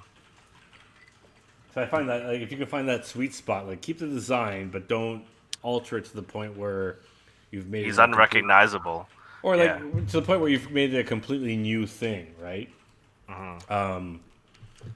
But as to what characters, I mean, I'll be honest with you, I don't read enough comics these days to to actually know who's got what and who's got a horrible costume.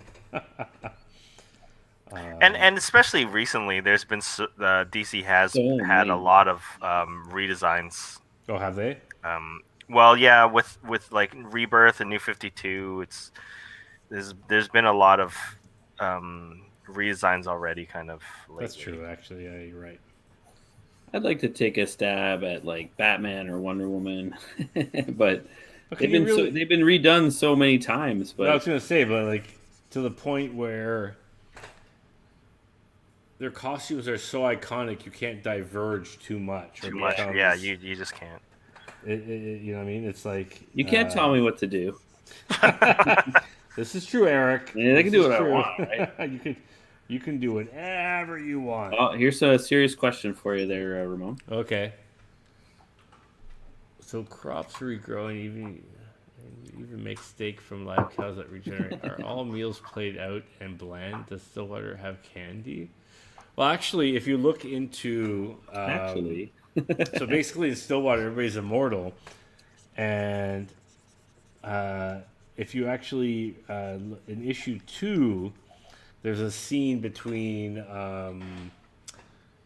Ted and I'm blanking on the character's name right now, Galen, and basically they're talking on a rooftop, and Ted is drinking a coffee, and Galen's like, "Why are you doing that? You don't have to drink coffee anymore.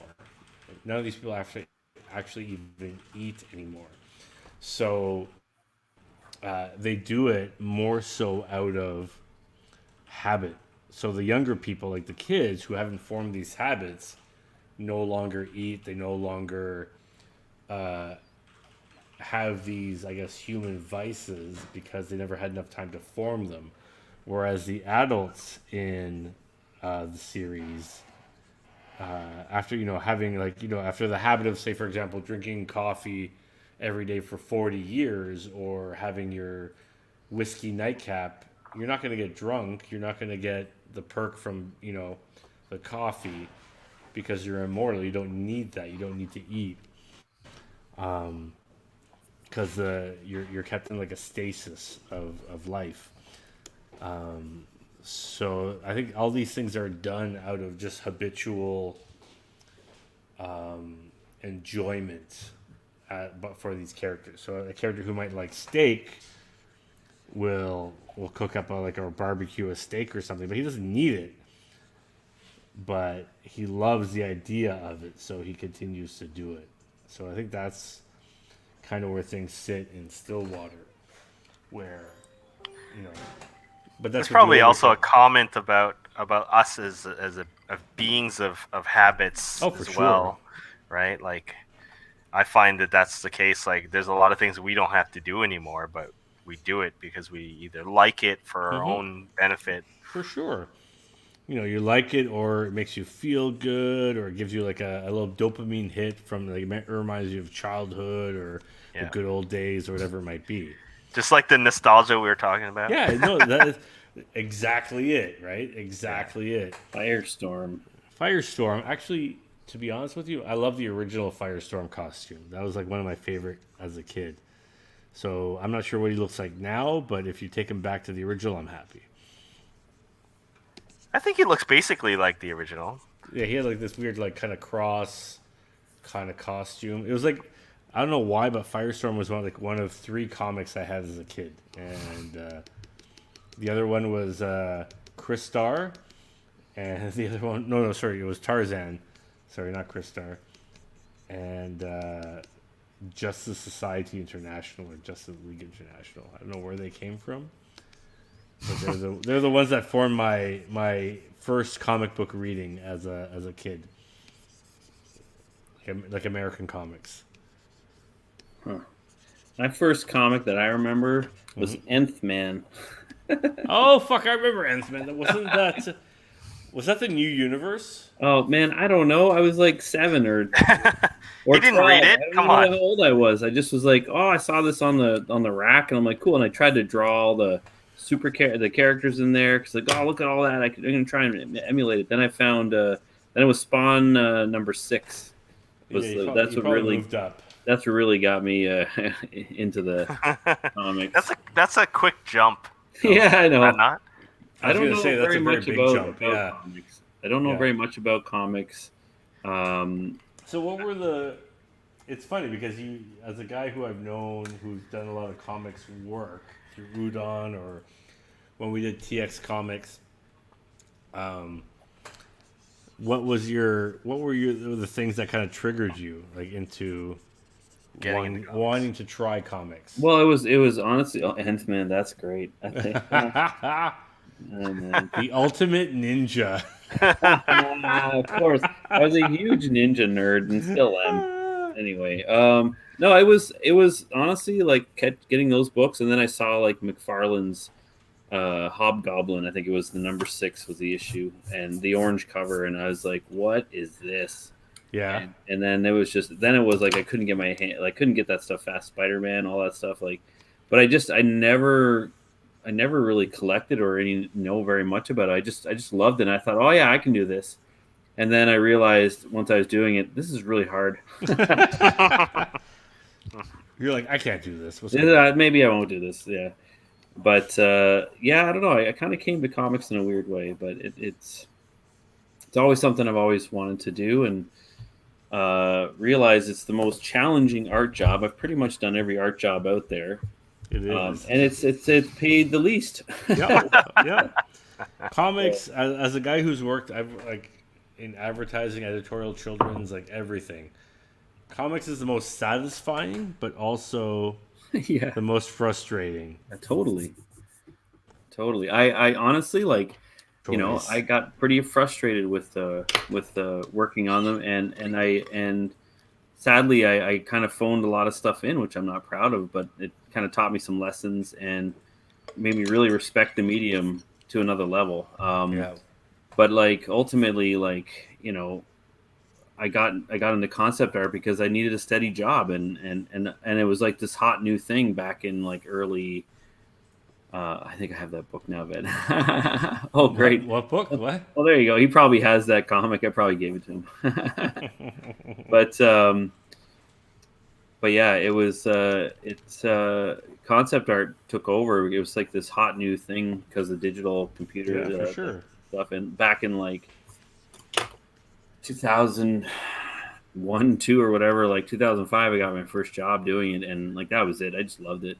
and then the pay was so good for way less work. Oh yeah. No, I mean, but it was also like it had to be creatively fulfilling, right? So that also Yep. was there. So no, it's funny. Like I worked in a lot of industries before I got into comics, and it was funny. Like for years, I was just like, why would I want to do comics full time? Because it's one of the most demanding of industries. totally.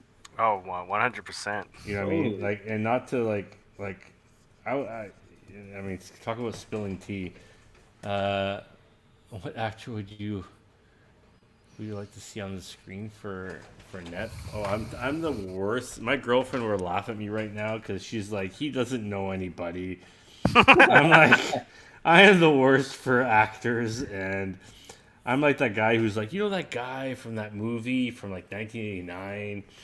I'm the worst. And especially like I don't know anybody current. Like, and the actor who should play, for example, the lead in the series should be a current actor.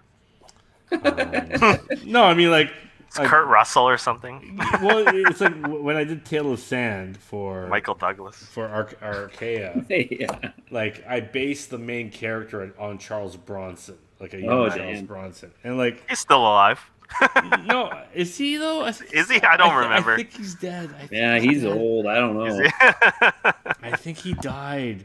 There's actually like a Czechoslovakian guy who looks like him, who is making movies as the new Charles Bronson.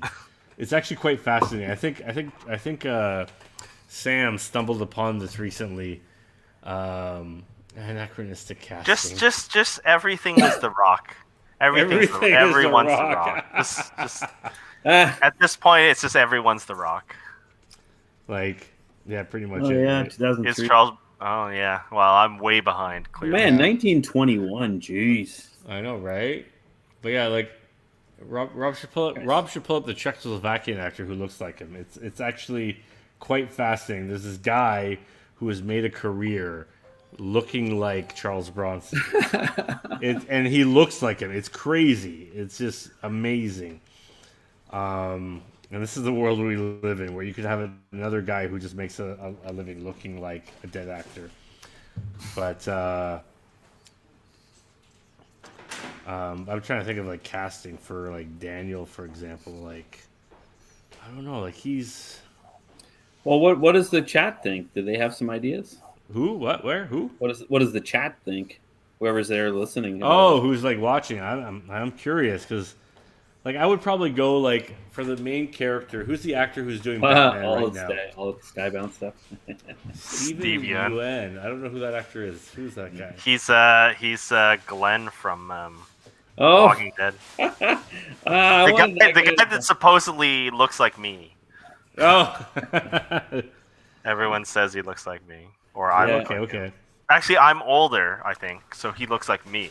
There you go. There you go.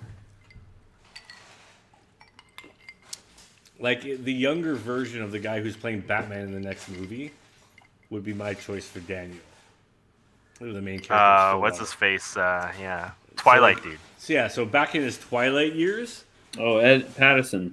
Yeah, Pattinson. I would put him as Daniel, but obviously now he's too old, so I would have to choose somebody who's like the new version of him. John Cena. But John Stamos. Yeah, John Stamos. Have you?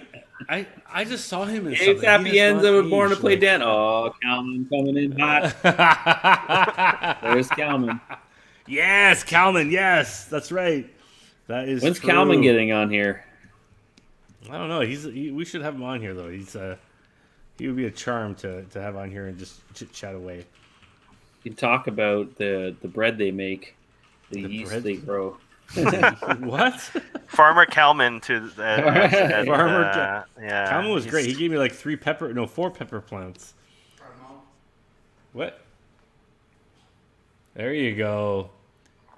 Yeah, reincarnated as a Hungarian. Oh, what? Yeah, so the guy on the right is the Hungarian actor. No way. Oh man. And the guy on the left That's is fantastic. Charlie. Yeah. So apparently, Wow. this guy was like a contractor, like a construction worker. and his buddies were like, you look like Charles Bronson, and he like kind of grew the mustache and grew the hair out, and the guy's making a living now doing movies Oh my as God. That's something. yeah, it's crazy. Like, this is the world we live in. It's fucked up. But it's kind of cool too. No, right? it's fucking cool. Like, he went from a construction worker to a movie star, based solely on his haircut, facial. Ewan McGregor. Ewan McGregor. Oh, of course we knew who that is. That's Obi-Wan Kenobi, Sarah. Come on. No, man, Train Spotting. That's where I Train Spotting. Yeah, actually, like, if you were talking about his early young version of him, then yeah, like the Train Spotting version would be a perfect. And I love that film. One of my all-time favorites. Man, I was recently watching. Ramon, I see you gave us inspiration. I call him Bull Poo Poo. I was recently watching the. It's quite old now. I think they filmed it back in the early 2000s, but the Ewan McGregor and his buddy Charlie. I can't remember his last name. Oh, they took a bike or something? Yeah, they rode their motorbikes around the world. So they've done it 3 times Wow. now. They did around the world. Around like the main continent of Europe and Asia. The first one was they started in the UK, drove through Europe, across and through Russia, up through the Panhandle, over to Alaska, down through Canada to LA. The second one was through Africa. It was a long way down. And the third one, which I haven't finished watching yet, is the long way up, where they start in the most southern tip of South America and ride all the way up to LA. And it's just kind of inspiring to, like, actually. Have you ever thought about just doing like a long ass Oh, totally, man. trip where you just like, whether they come with you or Yeah, there you go. yeah, it is amazing to watch, because it's actually quite funny, because Ewan McGregor in the first one is quite young, and he's kind of a bit of a doofus. Like, he doesn't know the bigger world, and you know what I mean? Like, but it's amazing to see him kind of like tackle these things. And Charlie out of the pair is the older one, so he has a bit more of experience. But Charlie's a little bit more boorish than Ewan. But I would love to, like, just watching that kind of a scenario, and taking the idea of, like, whether it's riding around the world or just taking a year and just like fucking off. Yeah. You know what I mean? And just traveling around, whether it's on a motorbike or planes or trains or whatever it might be. I would love to do that. Like just to disappear for a year, travel. Like yeah, exactly, right? Like, I've done 3 months. I've done 3 months is the longest I've done in recent years. Like, I don't think my wife would let me, but it'd be a lot of fun. It's funny because, like, both these guys are married too, right? During their things. Yeah. And it's kind of interesting, because I think Ewan actually gets, by the third one, he's divorced, but the other guy is still married to the same woman. Yeah, it's a tough call to make. Like, if you want to, like, disappear. Oh, totally. For that long. But really, at the end of the day, I find as you get older, I mean, maybe this is me just talking about my ass a little bit, but it's like 3 months doesn't seem like a long time to me anymore. Like, no, it just seems like a snap of the fingers sometimes. Well, look how fast summer goes, and yeah, like when you're a kid, you're like, it takes forever from going from like end of summer to back to school. You're like, oh my god, that was like the most long time ever. Yeah, it's like people changed in that time that you saw them the previous year. Yeah, but exactly. in a way, in a lot of ways that they did, though, right? Because when you're that young, you change so fast. Yeah, I guess. right? Thank you for the burps. Yeah. What? Tequila But burps. now as we're older, like 1 month, 3 months, a year, our looks don't really change that much. Our personalities don't change that much. And when you're a kid, just think about how much both your looks and your Oh, for personality sure. changed during your high school, those 3 years in high school, right? Oh, for sure. So, No, 100%. Like, so yeah.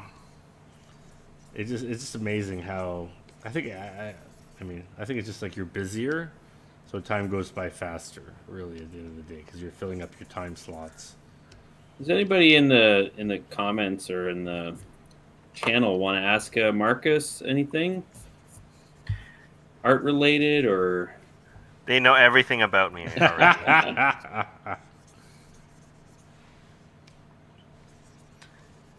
I mean, for those unfamiliar with Marcus, I mean, right now you're working on Excalibur for Marvel. Yeah. What's the Batman book you're doing? Or the Batman anthology? Urban Legends. Urban Legends. Yeah, and also just did a short story for the DC Asian Superhero Celebration issue.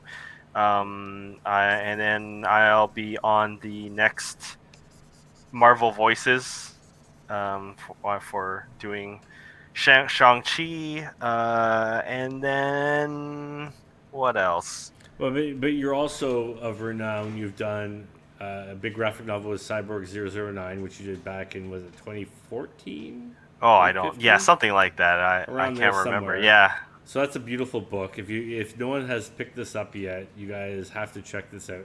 Not only is the art beautiful, it's the production value on this book is just astounding. I've never seen. I think the editor, Marcus and I share an editor in our past, Stephen Christie, and I think Stephen just broke the Archaea bank on this book. It's just so beautiful the way it was put together. Is there maybe Rob can bring that up? Yeah, I mean it's just a gorgeous.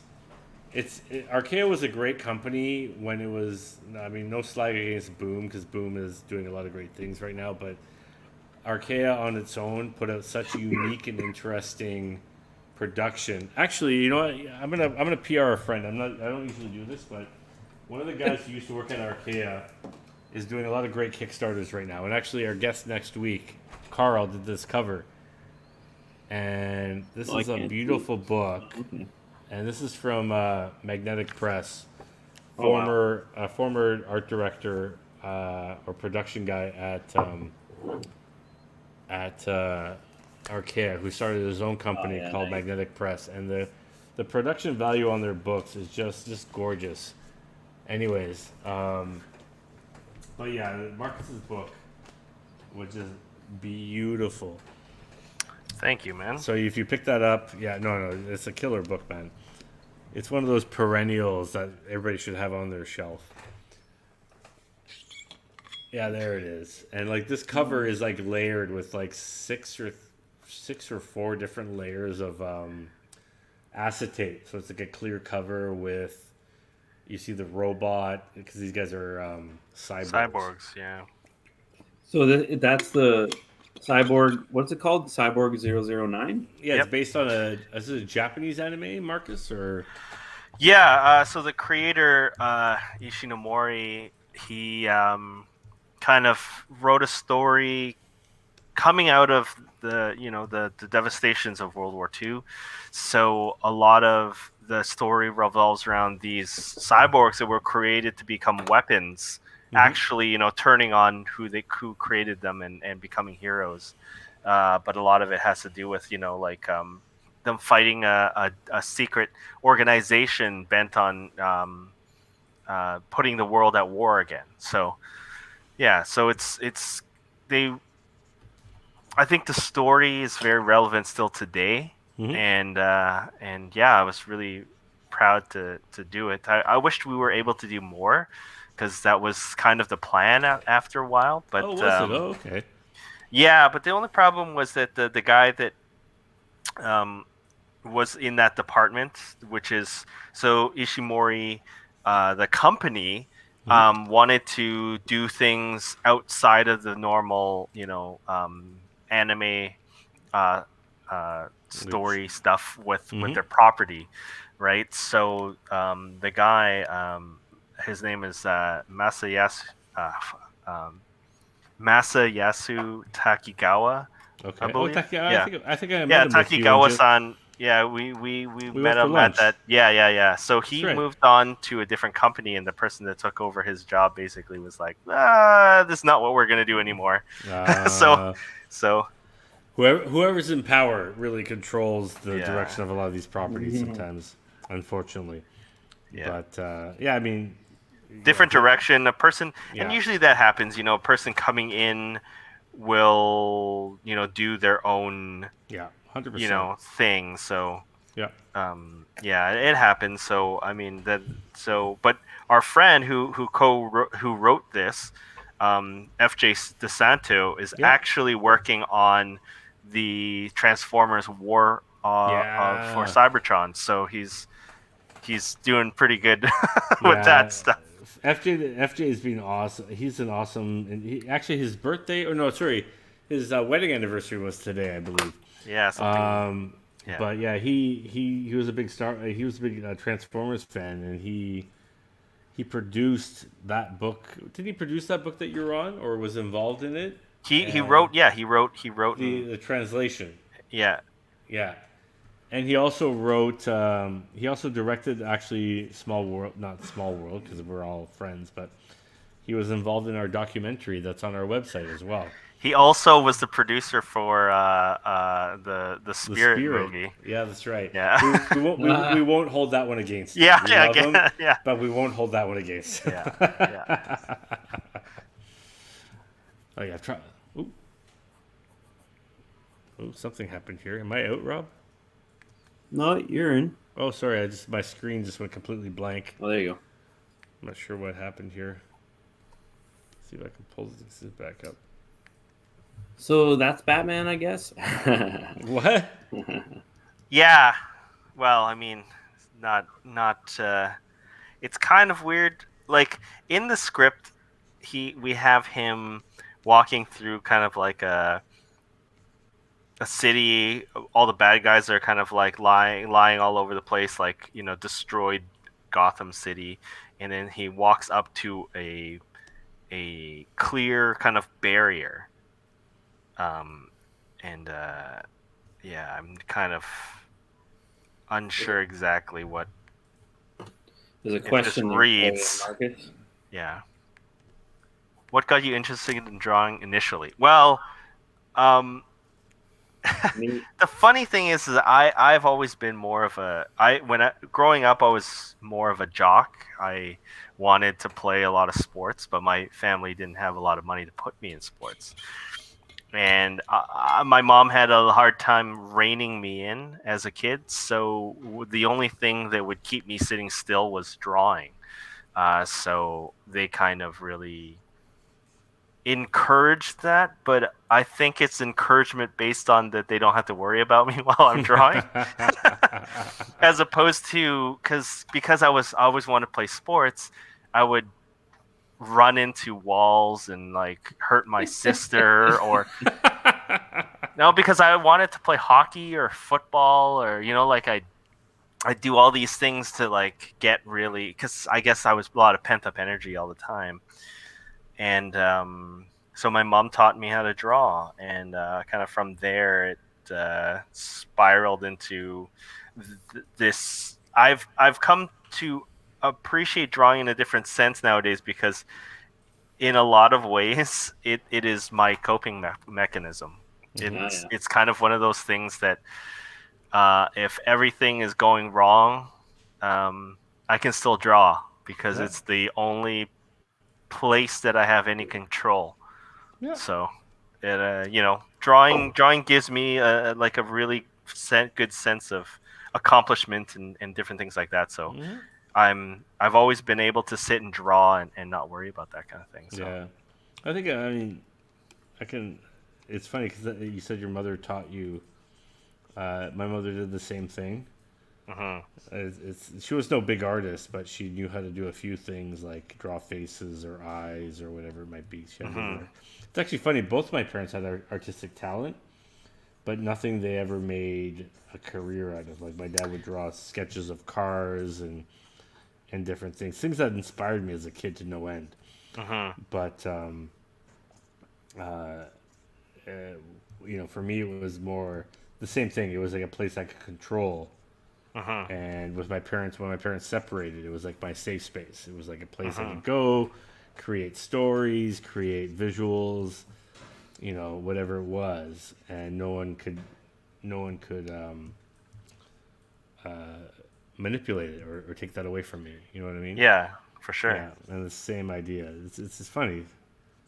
And I think it's to a degree almost the same thing. We create these stories, we create these worlds.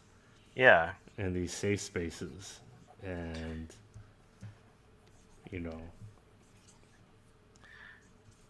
it's the alcohol talking as well. No, I mean, there's a level of like romanticizing what we do. Like it's interesting just because like over the last few years it hasn't been particularly easy for probably any of us. No, for sure.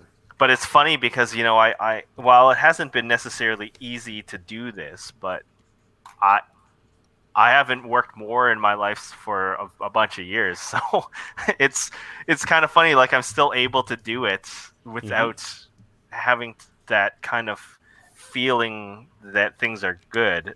Yeah.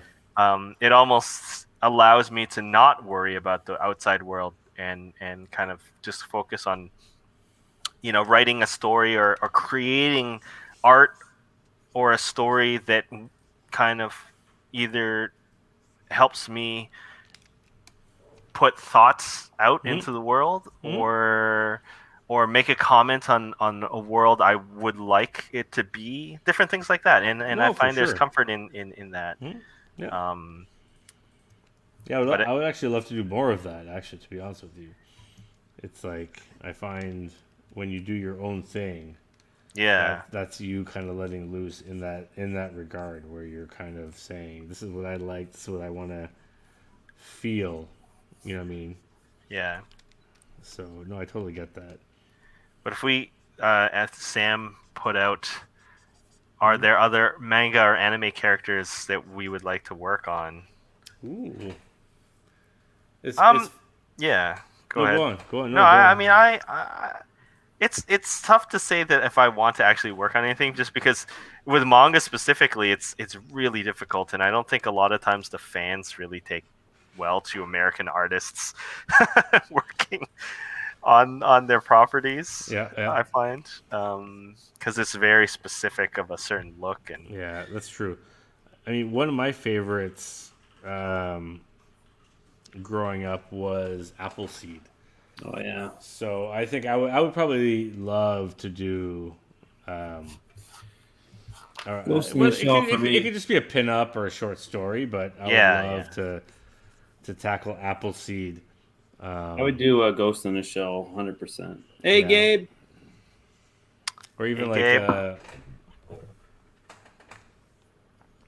it Bubblegum Crisis was another one I read early on.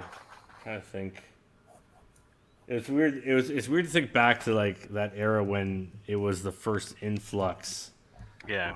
Because I remember a buddy of mine back when I was in high school would get these laser discs, not even like DVDs, I remember laser discs. Yeah, so these fucking record-sized things of like, he'd be like, I got the latest import from Japan. You want a copy? And he'd make me like VHS copies of these movies, whether it was Ghost in the Shell or Dirty Pear, Cream. I think it was the Robot Circus or Cream Lemon or something like that. There were a few different ones, and I remember them blowing my mind and opening up a whole new landscape that was sadly unavailable in comics at that time. I think like Dark Horse was putting out a few back in the day. Yeah, right.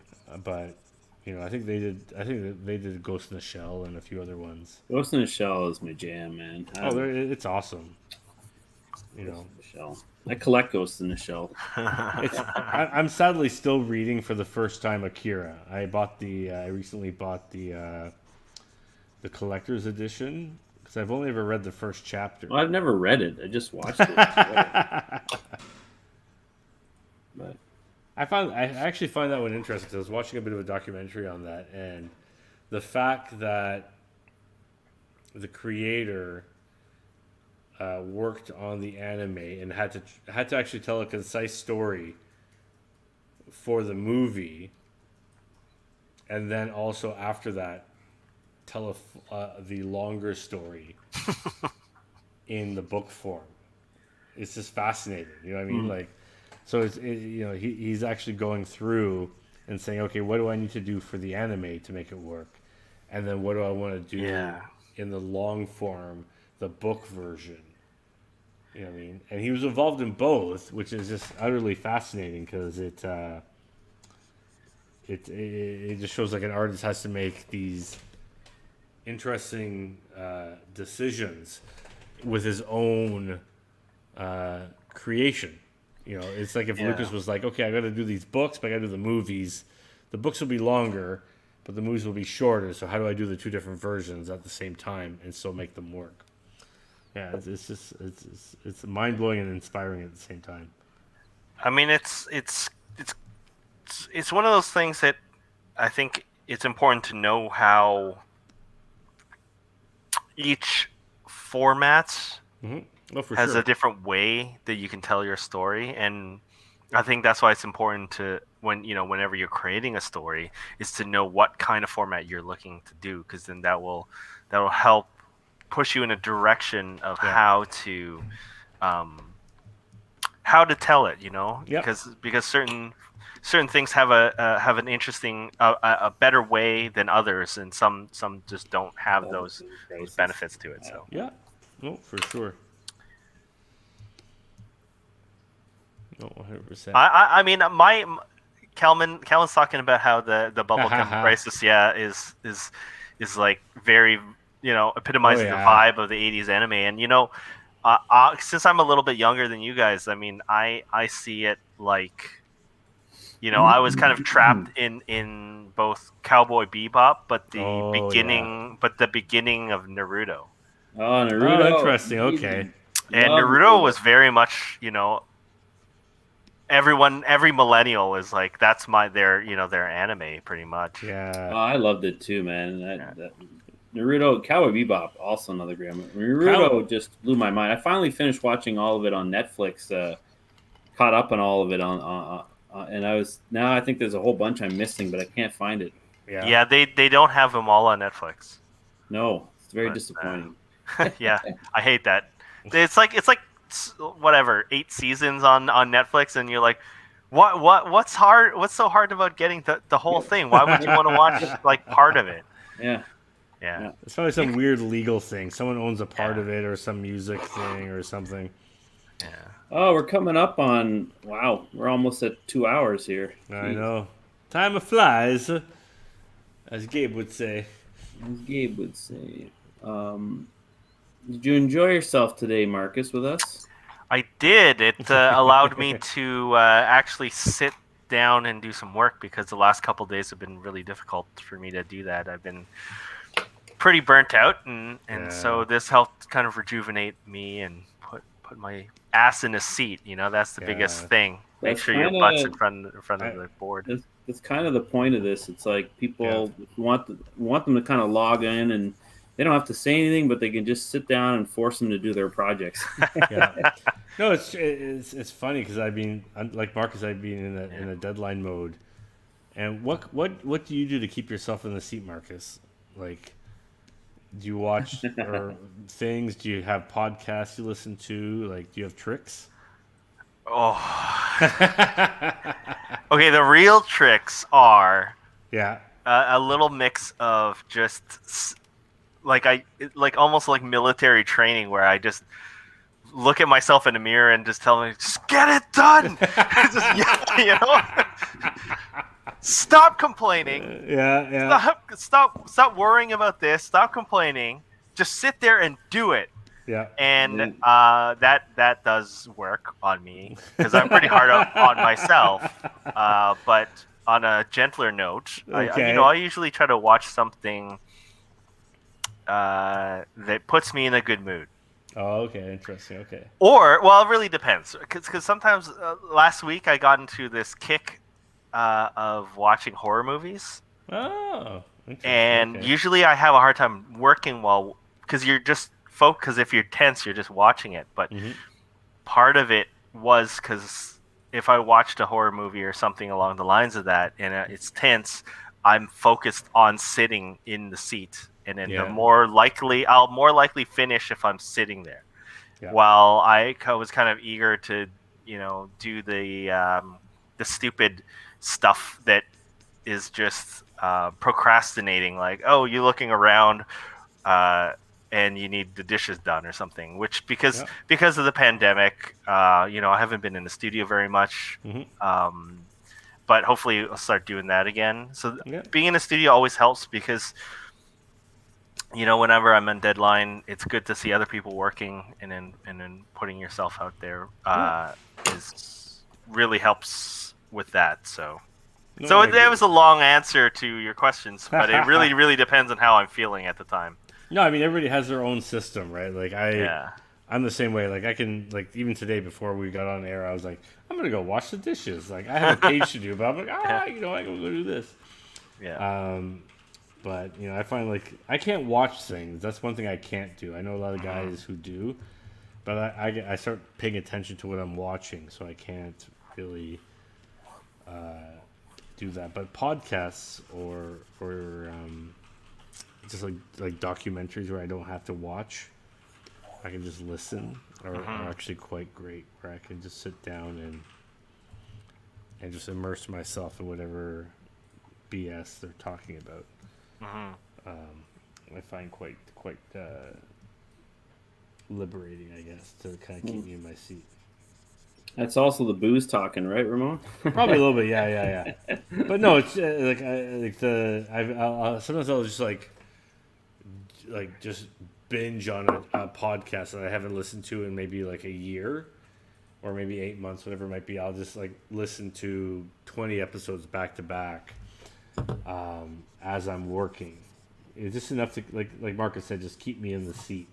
Because once I'm here, I'm like working away. It's still it's more likely that you will be working. Yeah, it's just that hard part of just keeping me here and like actually making sure I'm doing shit. That was part of the reason I wanted to do this, because it's forced us to sit here and draw our stuff, right? Like I'm making myself work on Arden when I take this time, because I probably won't draw it for the rest of the week, and I need to. So this is my hopes to get motivated to do it more. But. Yeah. So next week we'll be talking about Arden. People are going to realize how much kind of BS we talk to about ourselves to try to convince us to do work. I always say it's the art of tricking yourself or lying to yourself to get you to draw something or create something. It's really just creating expectation, whether it's with your audience or whether it's like Eric just said with this podcast or this live stream. It's like, sit our ass down and we're going to draw some shit, and that's what's going to happen. Yeah. You know what I mean?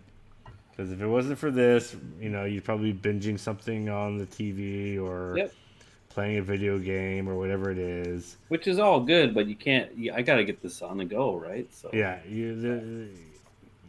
it's always easy to bring up the excuse to do something else. Yeah. So. Well, let's maybe wrap this up then, guys, and we can maybe show each page what everyone's working on, a little zoom in. Oh, for sure. I mean, I'm just working. I just started on another page here. So I kind of screwed up on my layouts because I reread this part of the script where it's like, he winds up in regular clothes all of a sudden. I'm like, oh crap. Now I got to not redraw. I mean, it's just layouts, but isn't that the worst when you like misinterpret the script? Ah, God. I had that happen once with a comic. I'm not going to mention which comic, but I totally drew the wrong character in the script, and no one caught it, not even the editor. It wasn't until like a year later where a fan was like, "Why is this character in the scene? It makes absolutely no sense whatsoever." And I'm like, Oops. "Oh shit." Well, Howard, want to thank everyone that showed up here. We got Thanks. Yeah, thank you so much, man. Court Carpenter. Oh, Court's been great. He's in our Discord. Oh, nice. Mama Deadhead, always lots of questions. It's awesome to see she's you here awesome. again. Kalman. We're like drunk artists rambling on, but well, maybe I am. Maybe I don't know. Oh no, I'm 2 in. I'm not 6 in. Only 5, Eric. Only 5. But Marcus, thank you so much for coming down. Yeah. Buddy. Thank you. Yeah, Thanks for having me. Would you come back again? You think?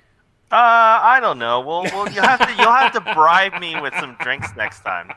What I expect next time is a shipment at my door before we start. Oh, okay. What's your preference? Well, I like bourbon, but if you're gonna if you're gonna bring whatever tequila, I can do that too. We can supply you with bourbon.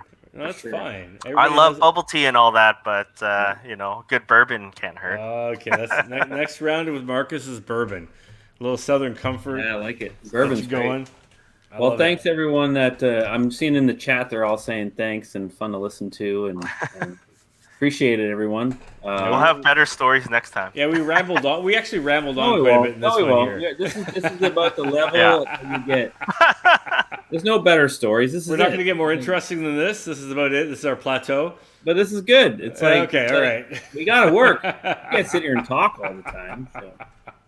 But yeah. All right, we rambled on.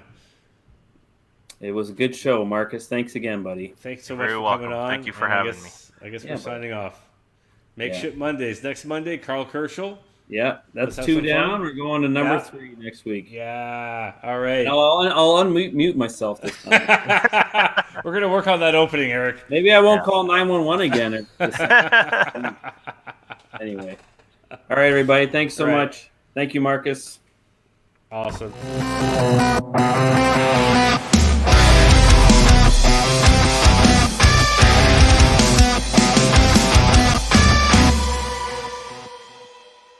Nice. That's fantastic.